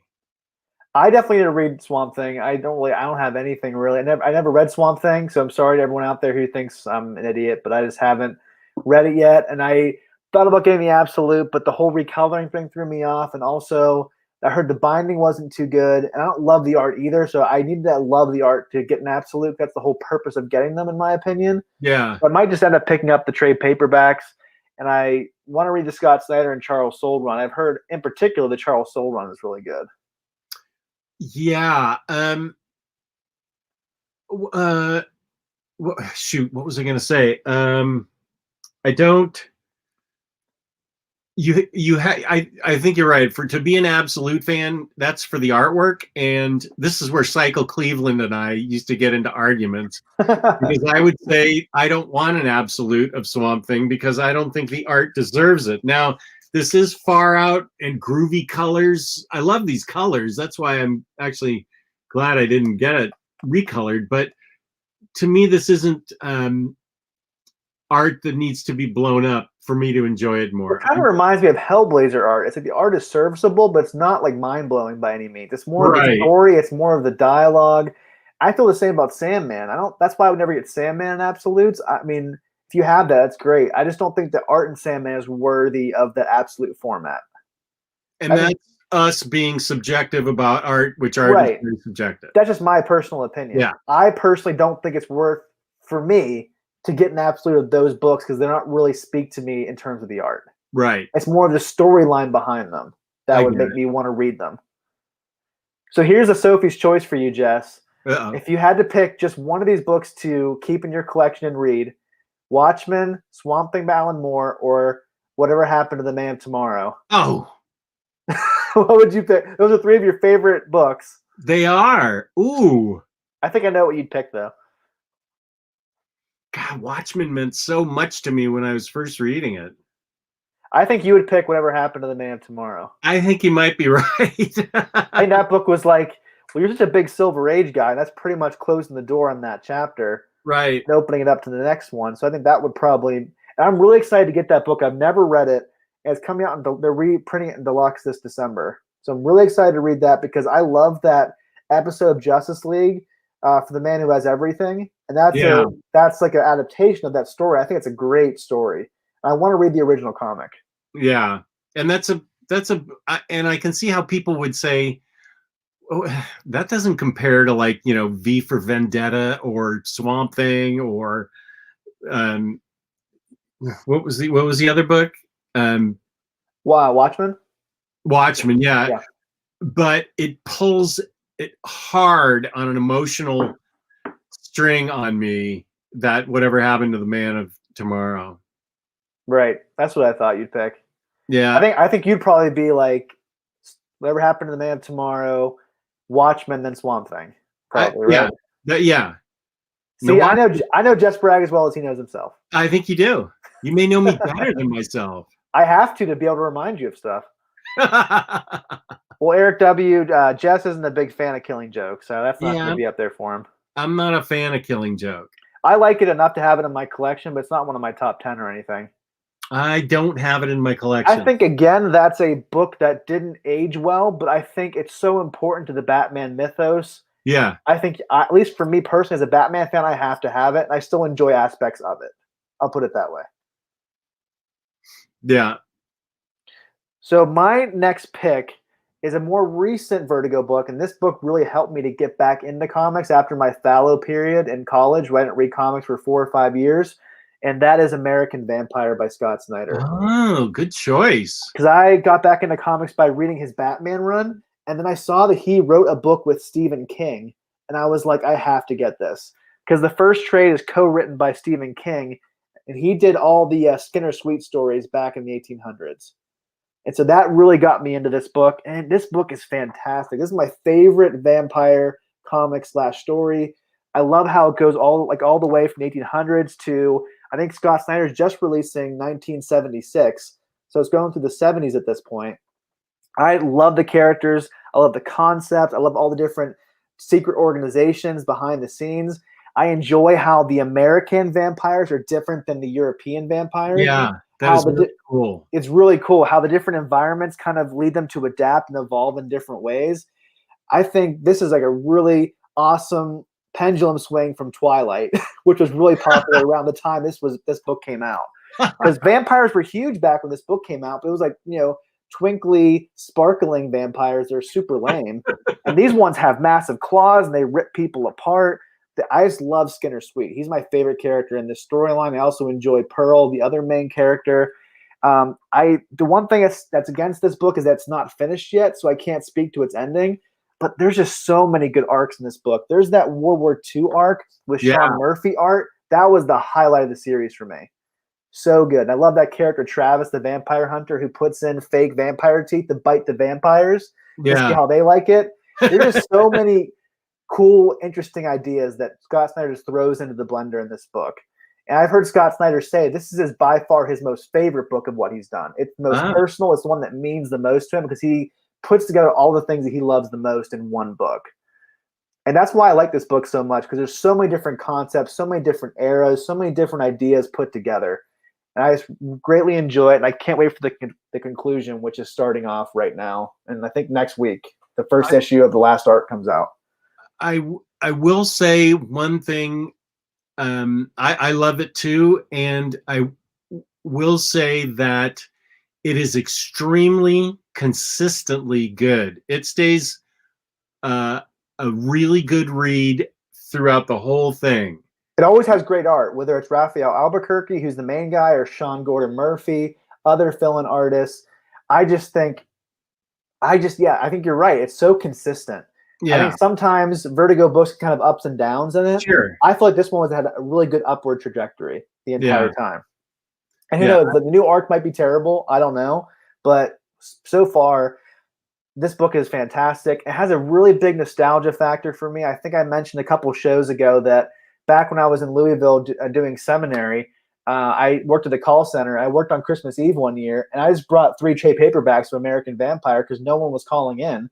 So I just read 3 trade paperbacks, and it really helped me jumpstart my collection. So for that, I'm eternally grateful to Scott Snyder for American Vampire and his Batman run. Nice. My next pick, I'm going to spend about 30 seconds on because everybody on the planet knows this is Sandman. Yeah, everybody knows this is everybody's favorite Vertigo book. I don't even really want to talk about it that much. I will say why I think it's my favorite. One of my favorites. I won't say it is the favorite. So everybody knows all about it. It's had books written about it. It's had books on books, and now it's got a book on tape that I really got to get, and it sounds really good. But Sandman, the important thing I think about this is, again, I will say that DC allowed it to be published because I consider DC a super conservative company when it comes to taking chances. Mm-hmm. And this book really took a chance, especially with that first 5-issue story arc, which is very graphic and violent and doesn't really, it can turn some people off before they actually get into the whole story of the Endless and this, the Sandman and the dreaming and things like that. It's so different from the rest of the series. Yeah. I don't think that Sandman, the series, really becomes the Sandman that people know and love until that issue where it's him talking to his sister Death. That's when it really, something like that. I think that's when it really switches gears and it becomes the book that Neil Gaiman really wanted it to be. Yeah. And so, one, it was super graphic. The issue in the diner. In the diner scene, it was very graphic, which was surprising. But I stuck with it. This was something that I read in floppies and was pulling off the rack. And I will, full disclosure, I took it off the rack because of the covers. David covers. I was like, whoa, look at this comic book. I want to try it out. And that's why I read it. And you look inside, it's like, oh, it's nothing like the cover. Yeah. It's like Carmen Infantino you were talking about last time. Right. And it, when did this come out? 87, 89? I feel like it was 87, but whenever it was, that's not necessarily that important. But at the time, you're coming off of Watchmen, and you're coming off of, I think Year One had already come out. Right. Yeah. And Dark Knight Returns. Dark Knight Returns had come out. Swamp Thing. What's that? Swamp Thing.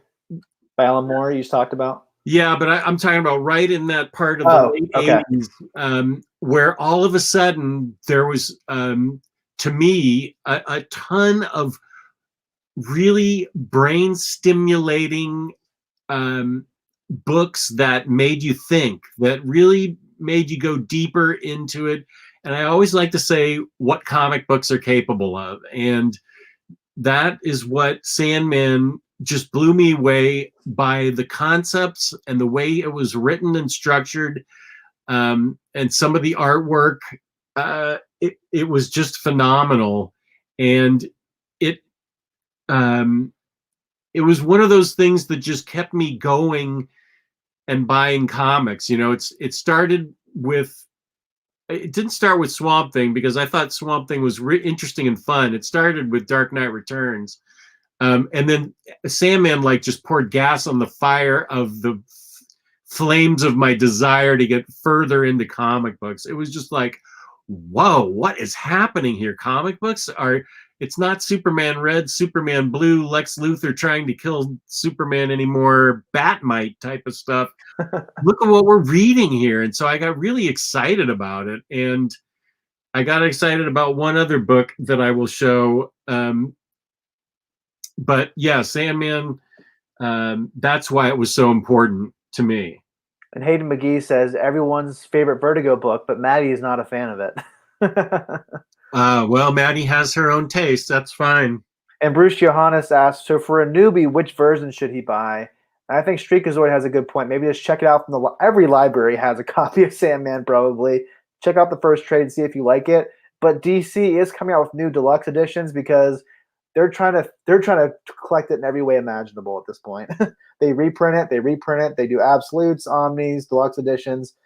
Just try the deluxe editions if you like the first trade that you get from the library or Hoopla. Just check it out and see if you like it. Make sure you try to get through the first 12 issues because the first 5 are good. I enjoyed it, but they're not necessarily what Sandman's about. It sets up the character of a Dream, but the real stuff starts after that captivates you. So whatever paperbacks you get, make sure you get them, you know, number 1 and number 2, so you at least get a taste of the dreaming and what it means to be part of that world. Yeah, the Dollhouse storyline is definitely something that it really falls in line with what Sandman's all about, and that's a second trade paperback.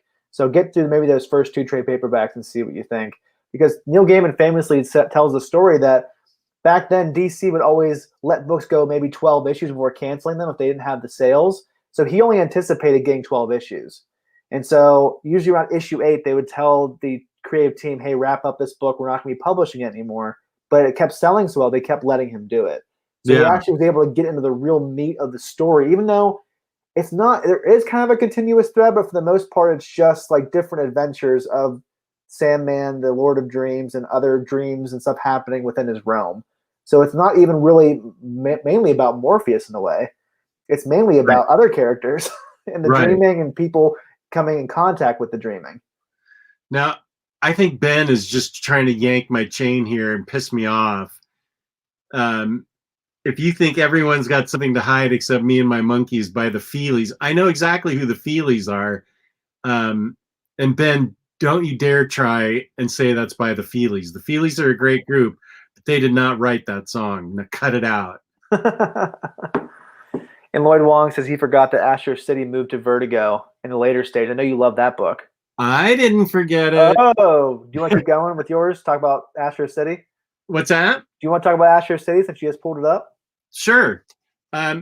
This is, if you are a non-matching spine disorder type of person, this series will drive you bananas because it started out. It's jumped to like 5 different publishers or something. Oh yeah, it all over the place. I can't remember the first one, but it ended up on Wildstorm. Then it was, what was the first one it was on? It was I can't think of what the. It's got like my first 6 issues, my first 6 trades, my first 6 books have 6 different publishers until it finally ends up on DC. And this isn't even the Vertigo thing that most of them have. I started collecting this, and I started collecting this in floppies a long time ago, whenever it first came out. And this, I'm not going to say it's in my top 5, but it battled for that 5th spot. Kurt Busiek creates his own world with his own superheroes in it, and they are the most fascinating, interesting creations that you could ever find, and the people in it are amazing. The bad guys are amazing. The heroes are amazing. The fact that this has gone on this long, I think, is a real testament to how good this book is. And Alex Ross always does the covers, and then Brent Anderson always does the interiors. And I read all the floppies up until a point where I just started collecting the standard side hardcovers. And it's a brilliant book. I don't think anybody else could have pulled off what Kurt Busiek did in creating his own world like he did with Astro City. It is remarkable and fascinating. The details that he thinks of with the bad guys versus the good guys versus the good guys' lives, bad guys trying to go good, this and that, the human interest details that he nails in that book are just amazing. So I love Astro City. I haven't read much by Kurt Busiek, but what I've read is phenomenal. He's written one of my favorite DC books and one of my favorite Marvel books. At Marvel, that's Marvels, which is in like my top 10 favorite books ever. Oh, yeah. And Superman Secret Identity, which is pretty much in my top 10 too. Those are just two fantastic books. He just understands superheroes inside and out. I think him, Mark Waid, and Jeff Johns understand superheroes better than any other comic book writers alive. I just think those guys get superheroes. Yeah, Homage was the first publisher. Yeah, so I've got like Homage, Target, Walmart, DC Wildstorm, all these different labels on the first few issues. And I agree with you about knowing how to write superheroes. That's exactly right. And so Cycle Cleveland just showed up. Cycle Cleveland? What's happening? We were just going to have an argument about Swamp Thing, but I couldn't have it without you here, Cycle. I wasn't saying they just write superheroes. I just said those three guys really get superheroes in particular. He just starts with Go Swift for your wall, Cycle. I'm just joking. It's good to have you back. Too late. We already talked about Swamp Thing, Cycle. You'll have to go back to the beginning when I say it's not worth. The art's not worth a. How many books of Astro City are there? Like, is there more than 10 of those? Oh yeah. Oh gosh. Yeah, easily. Man, sometimes I get so intimidated by collecting things, and then there's so many books already out. That's how I feel about Hellblazer. There's like 20 of those trades or something, or 15 more. Yeah. It's just like I can't do it. I should have gotten at the ground floor and just slowly collected them. At this point, I just feel totally overwhelmed by those.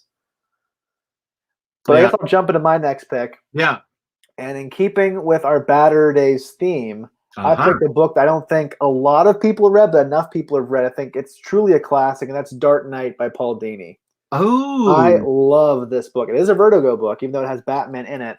Even though Batman's not the main character, it has phenomenal art by Eduardo Risso, and it's set back in the 90s when Paul Dini was working on the animated series, and a traumatic experience that he went through when he was coming home after a really bad date, and he was brutally assaulted by these guys on the way back home. And he gets so brutally beaten that he has to actually get facial reconstructive surgeries.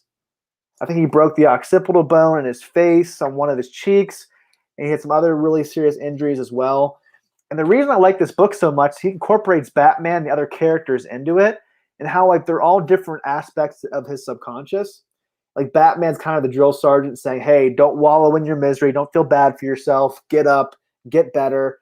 while Joker's the one who's saying, hey, you owe it to yourself just to relax, just play some video games, just drink and sit in the tub and feel bad for yourself.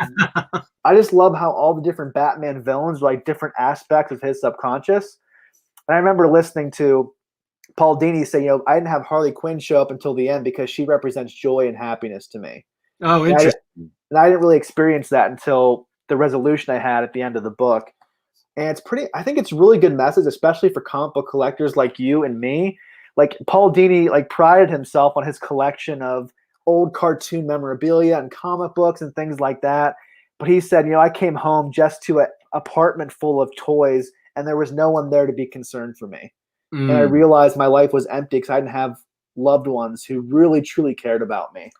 And that really motivated him to change his life and become a different person. And I just really love this as a person who loves Batman the animated series. And Paul Dini's my favorite Batman writer of all time. So I just really love this insight into his journey and what he was going through back when he wrote that book. If you don't have this book, you have to buy it. Don't check it on Hoopla. Don't get it from your library. Just buy it. You're going to love it. You've read this before, haven't you, Jess? Yeah, twice. And Cycle Cleveland Swifford his blinds today, and it worked like a charm, he said. Man, he Swiffers more than anybody else I've ever met. But now he's boycotting because of my opinion on Swamp Thing. Okay, sorry, Cycle. Yeah, that book I think is one of the scariest books I've ever read because of the assault scene is so vivid and so real, and it is real because fortunately he lived through it, I guess. Yeah. It's so traumatizing, and you can read a comic book and see an assault, somebody get beaten, and a lot of times there's resolution to it. They catch the bad guy, or it sets up something else in the story. Right. They were never caught. No, they were never caught. There was no real reason for them to do that to him. Yeah, they didn't steal his money. They didn't steal his, grab his watch or anything like that. They just brutally beat him for, like you said, it was senseless. There was no reason for it. And that's why it's so scary to me. I think it's the scariest book I have. I can have all the witchcraft and demon horror story, Harrow County type things, but in the end, I know they're made up, and this is real. So it's such a powerful, moving book that I can read it, and you do see the growth in him as a person that happens because of it. Right. I wish he could have experienced that growth without that happening, and I'm not going to say it wouldn't have happened without his getting his ass kicked. I'd like to think that there's some other event that could have happened to make him grow in a certain way without getting assaulted. It's just it's so tragic to me that happened and he has to live with it. If that had happened to me, I would never not be thinking about it. I would always be thinking about it. That's why I'm so glad that he wrote it, because even though I haven't gone through an assault like that, or maybe other people haven't as well, it doesn't matter. It's not mainly about the assault. It's about going through pain and tragedy and coming out on the other end stronger and a better person. Right. The whole point is that your pain doesn't have to define you. It can make you a better person, help you to be more empathetic with others. Unfortunately, we always can't become the most well-rounded people who care about others without painful things we go through. No one wants to go through painful circumstances, but they help mold you into a more productive member of society who really cares about people. I think when you go through something like that, you can either get really bitter and isolate yourself or get better and really care for other people. And he went in that direction and getting better and trying to take care of his fellow man. Whereas, like you said, he easily could have gone into the bitter route and just hid himself away and just really not interacted with the world. And that's the whole point of the book. That's why it's so uplifting for me. That's why I included it in our uplifting DC book several months ago. Right. Because even though it is, that those sections are traumatic, they really are intense. The whole point is like, hey, these things can actually help you, even though they're a real big dark spot in your past. That these moments can really help you become a better person. And that's why it really speaks to me. And that's the insight as to why you are the minister of comics. Yeah, I try to find the deep hidden themes and lessons within comics. So that's part of my job, I guess. That are uplifting and make you go in the proper direction. Right. The direction of growth and happiness. So again, if you don't have that book, you have to have it. Yeah. There's a hardcover and a trade paperback. My next two books are my next probably my two. I will say these are my two favorites because they were long series. I collected them all in floppies, and now I have them all in trades. I sold all the floppies, but now I have them in trades. So I'll go with book number 2, and that's Fables. And that's a series I haven't read yet because some of the hardcovers are hard to track down. Yeah, 4 and 7 are apparently really hard to find. I just don't like those new compendium forms for compendium editions that they're putting out. I think those are easily wrinkled on the spine, and they look really trashy, in my opinion. That's just me. If you like them, that's great. I just don't like them. It's everybody but DC. You're right. Those things look all right, sorry. Keep going. So a lot of people already know the story about Fables and how it's the Fables from fairy tales.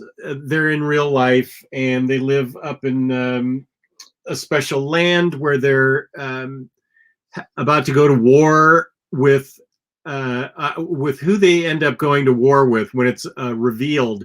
To me, I thought was a great reveal because they wait quite a few issues before they reveal who is the leader of the revolt up in Storybook Land or whatever it's called. I forget. Fabletown.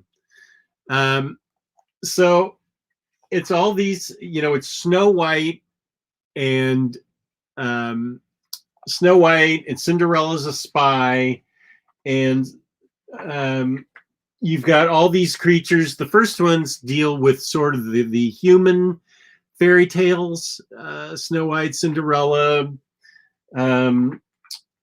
Sleeping Beauty, things like that. But then we get into some of the animal ones, 3 Little Pigs, the 3 Bears, stuff like that. And it's always, I found this series, it was 150 issues. Is that the longest Vertigo series? It is not. It might be the longest one that started as Vertigo, but it's Hellblazer. Not, yeah, Hellblazer, 300 issues. By a continual team, though. That's probably the longest. Yeah, you might be right. Because 100 Bullets is 100 issues. That's 150 issues. That's a lot of comics. Yeah. I was always excited to pick up my copy of Fables because it was, it's always told in arcs, as is the current thing. So I'd always have to have 6 books, 6 comic books sitting there till I got the 7th to find out what the resolution was. But they go on so many epic adventures. They have to move into the mundane, the world where we live, and they're hidden. We're the Mundies, and they're by a special charm, they're hidden from us. But Bill Willingham works in every fable, fairy tale you've ever heard of, and really winds them in really well to all the various adventures, because if it's not one crisis happening, it's another. At first you think it's going to be a short-lived series because the war between the Fables happens, and the man behind the revolt is exposed, but it just goes on from there for 150 issues of various different mayors of Fabletown. And as I said, Cinderella's a spy, and she got her own, how many issues is that? 2-issue trade paperback of Cinderella as a spy. And there's Jack of Fables too, right? And we won't speak of Jack of Fables. You don't like that? Jack of Fables, yeah, it's okay. I have it. You always had every book just sitting there. I know. It's kind of weird today how I have all these books sitting here. Jack of Fables that's the spinoff I would say for last. Fairest is the one I would go to first, because this tells the story of all the princesses in Fables. And it's got great Adam Hughes wraparound covers for the trades. This is Bill Willingham and Phil Jimenez, who knows how to draw. Whoa, these are just beautiful. These are more fun and lighthearted, but still with a lot of really cool concepts involving magic and fairy tales and stuff. I found this Fairest to be almost more enjoyable than Fables, but Wow. now there's only 1, 2, 3, 4, 5, and then there's a hardcover, oversized hardcover of Fairest called "In All the Land." That's really good. I encourage anybody that's read Fables that hasn't read Fairest to go out and get it. I don't think these are out of print or hard to find, but I also don't know because I haven't priced them in a long time. But Fables tells so many different stories and goes so many different places, and I am a reader that doesn't necessarily pick up on things that a writer will put in there that are about his own beliefs about things that are either remotely political or personal or something. But Bill Willingham apparently has a political bias that sort of leaks into Fables. And I have to say, I'm fortunate enough to know that I'm just ignorant enough that I don't ever pick up on it. It has to be pointed out to me, and then I go, "Oh, okay." That's So true of I any don't. book, though. An author's beliefs always leak in at some point. I mean, every book is someone's point of view of the world. Yeah, So it's going to happen at some point. I personally don't get offended by that kind of stuff unless it's so egregious and so like disgustingly like yeah, vile. For the most part, it's like, okay, they're different than me. I enjoy reading books so much because they help me to see the world from someone else's perspective. I may yeah. not agree with it, but at least helps me to understand the world in a different way. Well, see, So I read all 150 issues of it, and it wasn't until I joined the Omnibus Collectors page on Facebook where people pointed that out that I went, "Oh, I didn't know that." yeah, So you just enjoy it. Who cares? I enjoy it. I've forgotten what the particular things are. They don't matter to me. I like it because it's fun and interesting, and he goes. Anybody with an imagination like that can put it on paper and get it to story form. These sort of wild, imaginative things that I could never come up with. I'm a sucker for that kind of stuff when it's really imaginative and I so out of the box that I'm like, wow, how did he think of that? And that's what Fables does for me. I really want to read it. I just really wish I can get it and all the books in hardcover, but it seems like that'd be difficult to get those three in particular. So that's why I don't have it right now. I really do want to read it though. I guess I could read them all in Hoopla at least. Yeah, I think you'd like it a lot. And I don't want to get the compendium because, like Marcelo Ramos said earlier, that's 45 issues. That's gonna fall apart. And like I already said, I hate compendiums because they always wrinkle on the spine because there's so many issues and I can't withhold that. I don't like look. I care the most about what a book looks like on the spine. That's why I see the most. Because Yeah, for the most part, it's on my shelf. And I hate when I walk past certain books and I'm like, oh, that one has a big dent in it. That really bugs me. Or that one has that issue.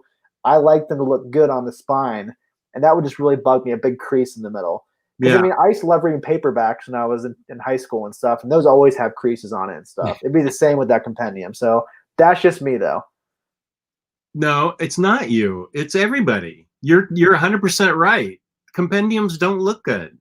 I mean, All right. we're eventually going to read Stray Bullets Uber Alles. Yeah. it's going to look eventually when we get done with it, it's going to look awful. See, that's why I'm getting the trade paperbacks, because they're all 200 pages. It's a really thick trade. They look really good. So that's why I went that route, because I don't want to deal with that. That's going to annoy me. Because that's like, what, $40? It's not worth the money to me. I'd rather just shell out a little bit more money for the trades. That's just my personal opinion. At the time, this is when I was going to, and I still go to Third Eye Comics in Annapolis. But Steve there, when I walked in, he said, check this out. Only comic book stores are getting this, not Amazon or any other place. I said, what?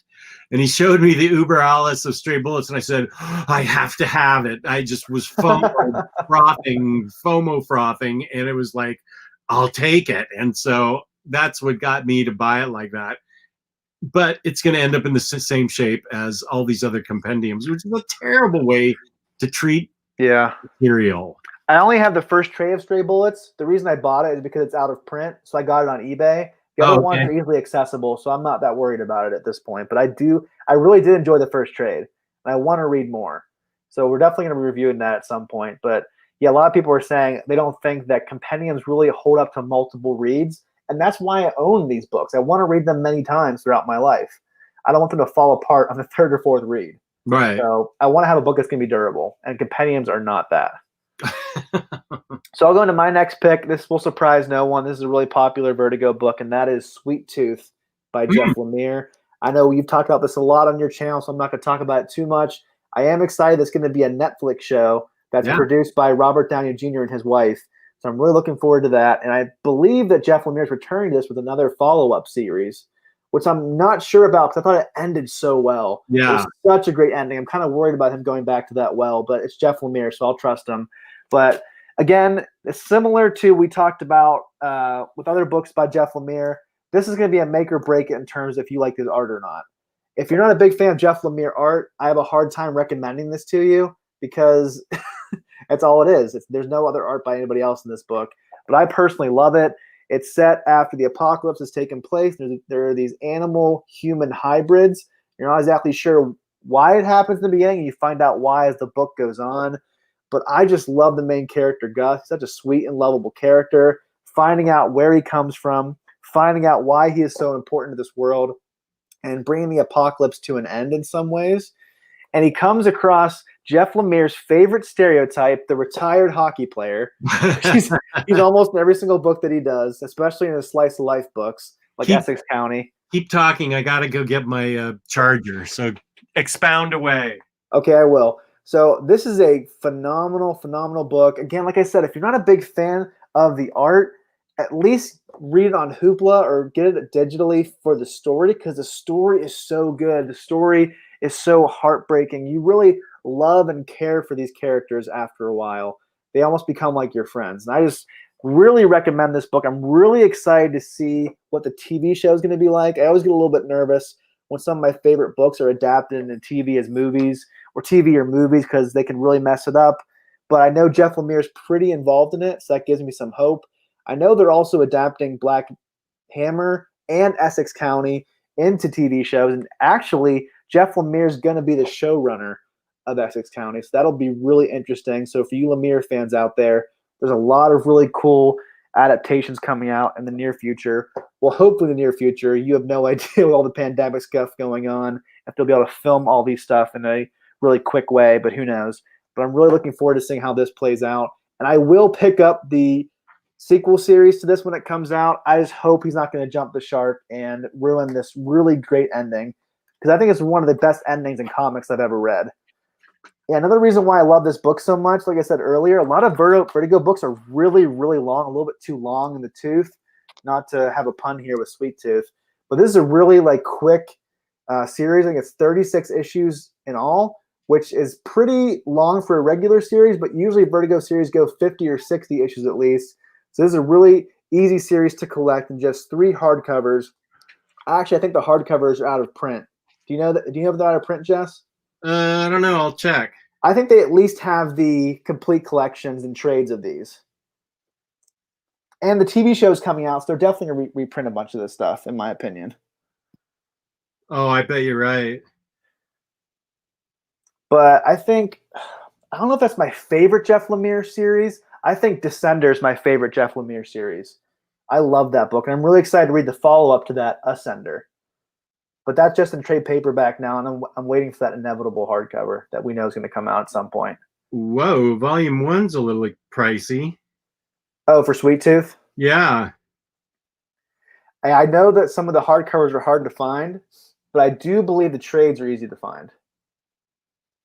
I think Vertigo did what they always do. They usually have the deluxe hardcovers, then they have like the same editions but in trade paperback with the same amount of issues in a slightly smaller format. It looks like 2 is reasonably priced, but 1 is not. So okay, but you can at least pick it up in some way, even though you can't get the deluxe hardcovers. Well, you probably could, but you might need to hunt a little bit more and get ones that are maybe cover or above. But yeah, I think Sweet Tooth, Descender, and Black Hammer are my favorite Jeff Lemire books. What about Gideon Falls? I've only read the first 2 trades because I know the hardcover's coming out. It's Jeff Lemire. He always gets Image hardcover, so I'm going to wait. I really liked it, but I read all of those books in their entirety. Well, I guess Black Hammer, I did read the first main series in its entirety because it ended at issue 12. So I at least know I like that a lot. So anyway, I think those are my 3 favorite right now. But Gideon Falls could get up there. I don't know why I continue. It just occurred to me, I think, talking to you a little bit ago, why I keep buying Jeff Lemire trade paperbacks, because he is relentlessly, like Rick Remender, putting out these hardcovers right after. And it's not like he waits 10 years. He puts them out right away, and they're beautiful. I mean, the World of Black Hammer, Black Hammer 1 and 2, and the World is coming out this coming week. Right. I'm getting that like at 301 whenever it comes out, because that's going to sell out quick. I am right there. I'm going to be refreshing at 3 o'clock on Tuesday to get that. And I'm also getting the Mr. Miracle Deluxe Edition, which I am so excited for. That looks gorgeous. Right. Because I was in a sticky situation with that second Black Hammer Library Edition. I texted you, kind of freaked out earlier this week, because I ordered that as soon as it hit on IST, but my order didn't get picked and scanned for like a week and a half.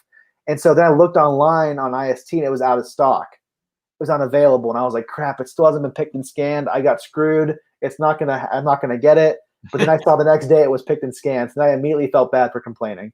But and she, Emily put a whole post up that I thought was a very nicely worded one about how bad they felt, of how far behind they are at IST, and they're taking steps to correct it.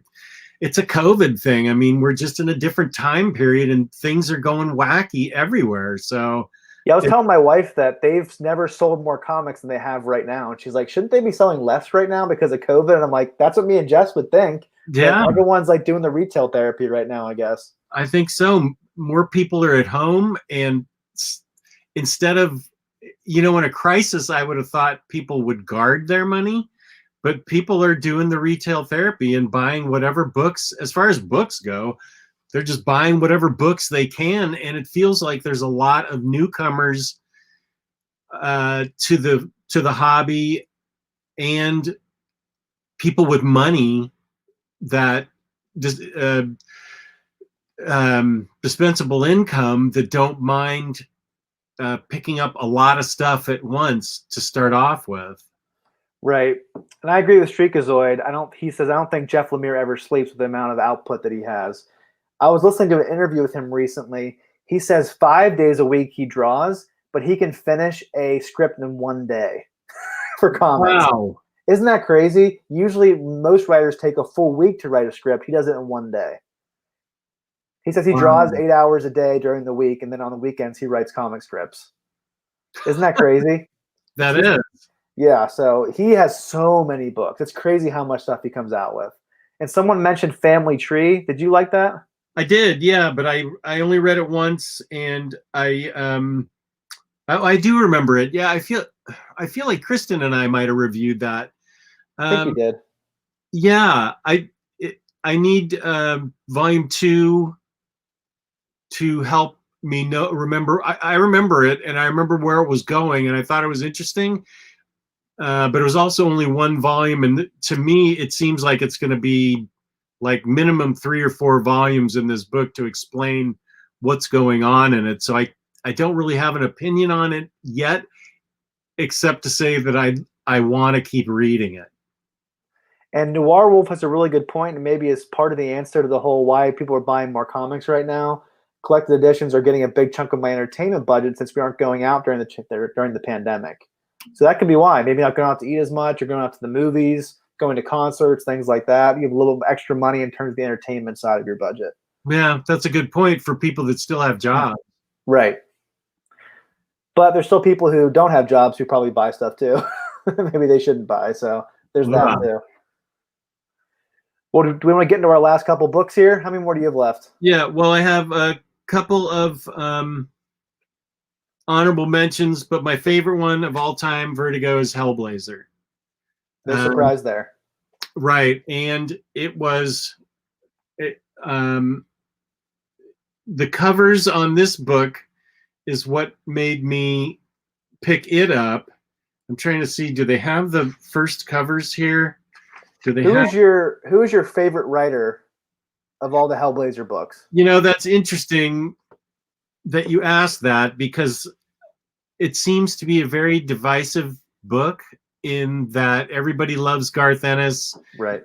People seem to not like Azzarello's, maybe, or people really crap on Jamie Delano's a lot. Jamie Delano, yeah, that's this one, Original Sins. Jamie Delano, they don't like. Other writers, there's pros and cons. I read all 300 of them in floppy form, and I don't know. Maybe I'm not a discerning enough reader. I liked it all. I didn't find that arcs I thought some arcs were more interesting than others, but I didn't feel like that arc, that writer, that whole thing was just a waste of my time. I never felt that way. Did you ever read that issue that was by Garth Ennis about a shooting in a school? I have that, yeah. Is that a good issue? I know it was banned for a while. Yeah. After Columbine. I think you can get it now as a special one-shot. I think it's called Shoot. It's kind of innocuous now, of course, after what we've been exposed to for the past 25 years. That's true. That was a pretty touchy nerve, but after Columbine, because that wasn't really like a thing that we experienced a lot back then. Right. But you say throughout this whole entire series, even though there might be some highs and lows, you enjoyed all of it. Yeah, I didn't. To me, it was all enjoyable. Some arcs I thought were fantastic. All arcs were at least enjoyable to me, where I never felt like that was bad, or it was a waste of my time, or this guy sucks, or anything like that. I enjoyed all my time. And then there's all his engines is a standalone hardcover that I thought was good. And I'm sorry, I meant to say Shoot by Warren Ellis. I said Garth Ennis. Their last names are so similar. Sorry. Oh, okay. So I enjoyed this the whole way through. One thing that is that was inconsistent and different is not only were there different writers, but there were different artists. So the art was not inconsistent, but it changed all the time, as did the writing style. So you sort of had to get used to that. But I felt he was a fantastic character, written really well and very easy to hate. He really hardly had any redeeming qualities about him. He seemed to revel in him. I think he felt it was almost inevitable that he would end up hurting people. It seemed to be, I think he felt it was his lot in life that he would hurt the people, especially the ones closest to him. And he is a a mage or a magician of the dark arts. So there's lots of different ways people can get hurt. And so he's a reprehensible character, but he's not, to me, he does try and do good in the greater sense of protecting people from the dark forces. So while he may mistreat other people, and I can't remember. I think he got his father condemned to hell or something. I can't remember now, that it's so long ago, but he has done some bad things, definitely. But I feel like there is a core of goodness somewhere in his heart, and he tries to keep the plug in hell as well as he can. And I know Jess is heartbroken about the whole Spurrier series being canceled, because that was the first good Hellblazer you've had since that series ended, that original series. I agree. Spurrier, there was a lot of misfires. New 52 was a misfire. There's a couple of new 52 misfires. The Rebirth was Constantine was a misfire. Do you like Hellblazer better when he's kind of separated from the DC universe, when he's kind of off on his own?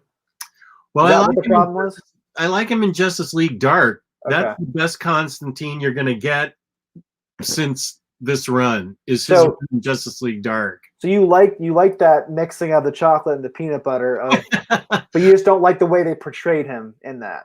In some of those main series in New 52 and Rebirth. It's hard to explain, except that it didn't seem. And I know these are made up characters. I get that, but it doesn't seem like in a lot of those books that were written about him that he would have done that he would act that way, it didn't seem like the writers had the right voice for John. And I felt Spurrier really finally got him, and we were off to another Hellblazer kind of Vertigo start. The start of something really great with Hellblazer was Spurrier's run. He seemed to have the best voice, best voice for John Constantine. And Tilar Blunt's in the chat. Tilar, how's it going, buddy? Tyler, you missed it. I drank your favorite drink in honor of you. Got the Dr. Nice. Pepper. It's all gone now, buddy. Pepper up. Yeah, Tyler, you got like 12 more days to your big deadline, then you can finally come and play? I wish we all lived in the same neighborhood. That would be great. I think our wives might get a little bit annoyed after a while, though. You want to play with each other again? Come on. Take care of your son, Taylor. You better be in here by dinner time. When the sun goes down, you better be in the house. That's right. Fat Jesus says, is this the best Hellblazer run? Can I jump into the character with this? Do you mean the Spurrier run? If you do, I'm gonna have to reread that, because I only read it quickly before the issues that were out. I read those quickly before our interview with him, so I'll have to go back and read the Spurrier stuff. Otherwise, I would start with Volume 1 and just go from there. I love it enough that I have all the trade paperbacks. Now this is non-matching spine disorder. I have all the older trade paperbacks mixed with the newer ones. So that is that would drive some people crazy. Lloyd Wong, peanut butter and chocolate's always better than peanut butter and hamburger, which Jeff's experienced. Was that last year or 2 years ago? I think it was 2 years ago. Yeah, and it actually wasn't that bad. Well, did you have onions and like pickles on it, or is it plain? I put that and mustard on it to make it really awful. Yeah, that does sound. It seemed like we suffered.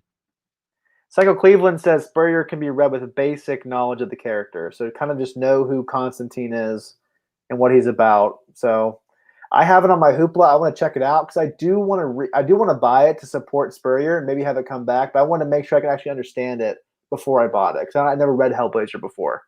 Because again, that whole 300 issue run is just so intimidating for me at this point. If we all lived in the same neighborhood, I would ship all my books to Jess's house with Jess's name on the box. It just seems safer that way. Well, we're talking about non-pandemic times, Tyler. Well, I'll go through my last book. Do you have any other ones after? I have two ones that I'll just point out that are honorable mention. I'm not going to go into this one very much because I know we're going to do a crime corner on it sometime in the future, and that is Scalped. I love this series. Jason Aaron's one of my favorite writers. I think Greg Rucka, Ed Brubaker, and Jason Aaron are the best crime writers out there in comics, in my opinion. And I think this is Jason Aaron's best crime book. I love his Men of Wrath series. And it's really unfortunate with the whole Southern Bachelor situation because Jason Latour is someone who recently got found out for a lot of horrible things. So I doubt we're going to see an end to that series, which is obviously it's sad for other reasons besides comic books. But as a comic fan of that series, that's going to be a big bummer. But this is a fantastic series.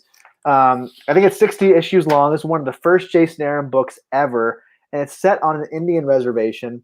And the main character is a guy named Dashiell Badhorse who comes back to his reservation to become a sheriff's deputy. And it turns out there's something else going on behind the scenes. I don't want to ruin the whole plot for you, but he's not just there to be a sheriff's deputy. There's something else he's doing. He has some ulterior motives. There's something going on behind the scenes.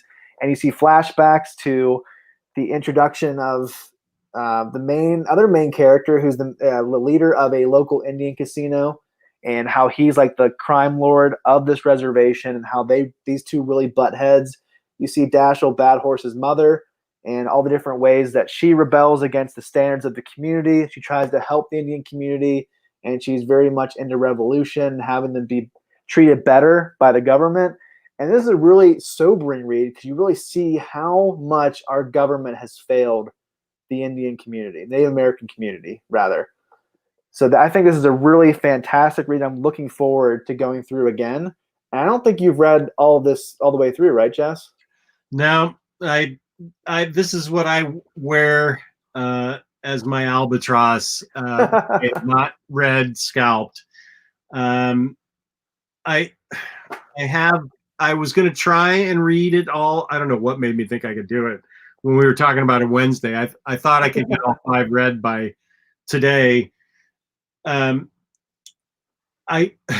is another one where I walked into Third Eye Comics and Steve said, "You need to read this and you need to pay attention to Jason Aaron." And I said, "Who? What? Scalped is really good? Are you serious?" He's like, "This Jason Aaron guy, he's going to be something." And this was back when Scalped was first coming out. So Steve Anderson definitely knows his comics. I just haven't, it's one of those books I just haven't gotten to. I want to read it. I wanted this to be my impetus to get it read. So I'm going to have to. We'll do a crime corner on it. That'll get you to read it. What's that? We'll do a crime corner on it, so that'll get you to read it. Okay. I want to reread it because I haven't read it in probably 4 or 5 years. And the really frustrating thing is there's no easy way to collect this right now. Maybe like the initial trades, because at least some of the deluxes are out of print and hard to find. And the frustrating thing is that, you know how I said earlier, Vertigo does the deluxes usually, and then smaller trade paperbacks with the same amount of issues. They got through like 3 of those and just stopped, and they didn't finish it. DC does that kind of stuff, and it frustrates me to no end. Yeah. So there's not a really easy way to collect these. You can get them in the smaller trades maybe, but it's still worth tracking down, in my opinion. And I really want to read it really, really badly. And MJR says Human Target is his favorite Vertigo crime book. Have you read that? I have read that. I forgot it was a Vertigo book. That was a TV show, I think, too. It was on Fox, I think. It was only a season, I think, if I remember correctly. I forgot that was a Vertigo book. I thought it was interesting, and I liked it. I kept it. I don't know where it is right now. I think it's in the Bermuda Triangle right now, but I did keep it, so it means I liked it. So, Jess, what are your final 2 that you wanted to mention? Final 2 is the first one. I think I've never actually heard anybody say anything bad about this book. This is one of the books that I've only heard good things about. I mean, I've read it several times.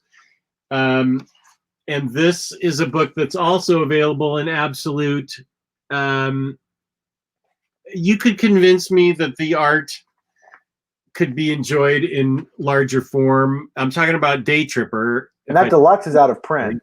What's that? And that deluxe is out of print. Oh, this deluxe is? Yeah, they have that trade paperback version of that book, and they also have the absolute, like you already mentioned, but that is out of print. I saw it at Half Price Books. That's by my house. They had it for $45.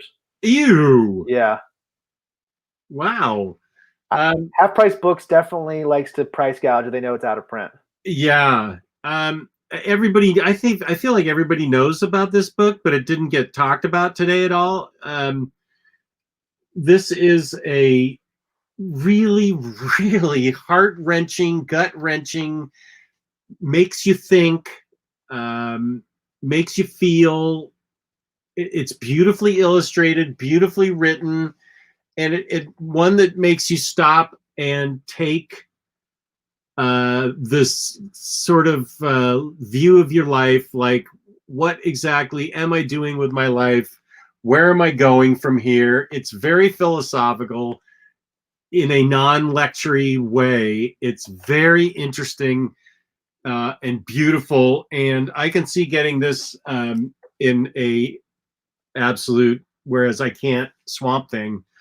But Daytripper, fabulous book, and I really love it. I read that twice a year. And then this is a brilliant book, is Neil Gaiman's Books of Magic. It starts out with, I guess he got to just choose who his favorite artists in the world were. And they said, yeah, we'll do this project with you because it has like 4 of the best artists. Well, it's Neil Gaiman, so if he asks you to do it, you're just going to do it. Right. It was right after Sandman, so he was at the peak of his powers. Or maybe Sandman wasn't even over with. I can't remember. But it's from, Tim was introduced in Sandman, I think. It's about Timothy Hunter, who is destined to be the most powerful magician in the world. And Phantom Stranger, there's 4 guides that he gets to take him through his possible futures. Because he is so full of magic, and he is so powerful. Constantine, let's see, the supernatural knows 4 of the world's most accomplished and mysterious magicians. Dr. 13 and Phantom Stranger, and choking on who the other guys are. Blah, blah, blah, blah, blah. Have you read the new Books of Magic under the new Sandman imprint? I have not. I have them, but I haven't read them yet.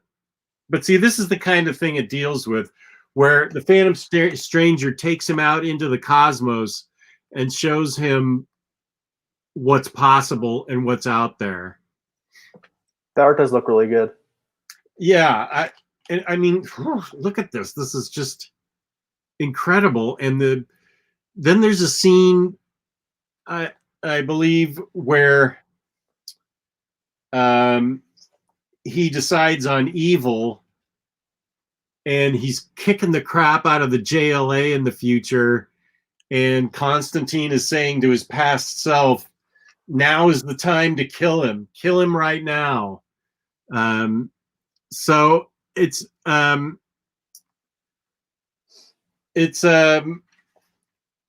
just really, just brilliantly written, and it's exciting and fun. And this boy wizard happened before a certain other bespectacled boy wizard showed up. Yeah, I wonder if that had anything to do with Harry Potter. So I wonder what Neil Gaiman has to say about that. It has to have been addressed at some point. Well, I think Neil Gaiman wouldn't care. Obviously, he doesn't care because he didn't sue her. I think he is someone who borrows heavily from mythology and other characters from the past. I think it's kind of another way of him kind of passing the baton forward to other people to kind of, I mean, a lot of literature is very much borrowing from people you've read and really love and respect in some ways. So I don't know. Okay. I haven't read books of magic. I can't really speak to how similar they are. Is that like a self-contained book that you just showed? Yeah, and it's had some follow-ups that haven't been quite as good.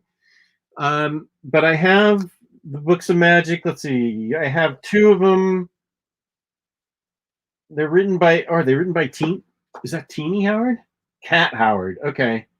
And they do have Tim in it, so I'll have to read them. I mean, I have these Sandman universe books really came out fast and furious at a lot at a time, and I haven't been able to read but the first ones of many of them. Lucifer, Books of Magic, House of Whispers, The Dreaming, and those are the books. But I think they're supposed to be really good.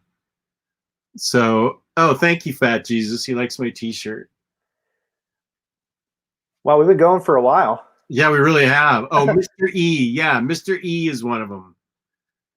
Is one of the guys. We could really go on for hours and hours about Vertigo. There's just so many good books to talk about.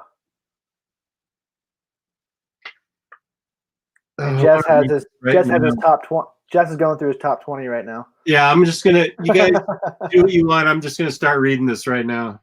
Well, that'll be fun. It's like you answering your cell phone, or talking to Siri on recent episodes. Eric W. I have read Promethea and I loved it. I loved that, and I loved Tom Strong for his ABC books. They were really good. T-Law got it right. Crazy that Gaiman copied J.K. Rowling. That's wild. Yeah. Son of a bitch. T-Law, don't you have to be killed by Ryan Sace pretty soon? On Rainbow Six or whatever? I think they do that in the morning. Or some taxes that need to be filed. Books of Magic Omni. That's a good question. I wonder what's in it. I don't know what's in it, but if it's quality material, I will. That's rude and probably so. That's funny. Well, you ready to wrap it up, Jess? Yeah, I think so. It's been a great show, guys. Sorry. Yeah. Thank you to everybody in the chat. We had a record number of viewers. Thank you very much for watching us. We appreciate every one of you. And we're really happy that you enjoyed the Vertigo show, because you guys also don't forget Joe the Barbarian and Punk Rock Jesus. Okay, Crazy Jane, we won't. Well, we get to talk about our underappreciated Vertigo books. Maybe that can be a future episode. Underappreciated Vertigo books. Yeah, well, maybe we can do that in another episode down the line, because apparently people like this topic. That's a great idea. That is a very good idea. Thank you to everybody. And Minister of Comics, do you want to take a minute to promote your own channel now, or are you not ready? I'm still in the production phase of that. I'm hoping to start up a new channel sometime soon. If that happens, I'll let everybody know. But I do know that this upcoming Friday, October 9th, we're going to be doing our next Crime Corner, and we're going to be reviewing The Losers by Andy Diggle, which is a Vertigo comic, so really in keeping with this topic. We're also going to be reviewing Death or Glory and Black Sad. So looking forward to that. And then 2 weeks from now, we'll be back for Baturdays in the Batcave. Right. So thank you for watching. Thank you for hanging in there. Peace and love. Peace and love. See you guys. And Swamp Thing does not deserve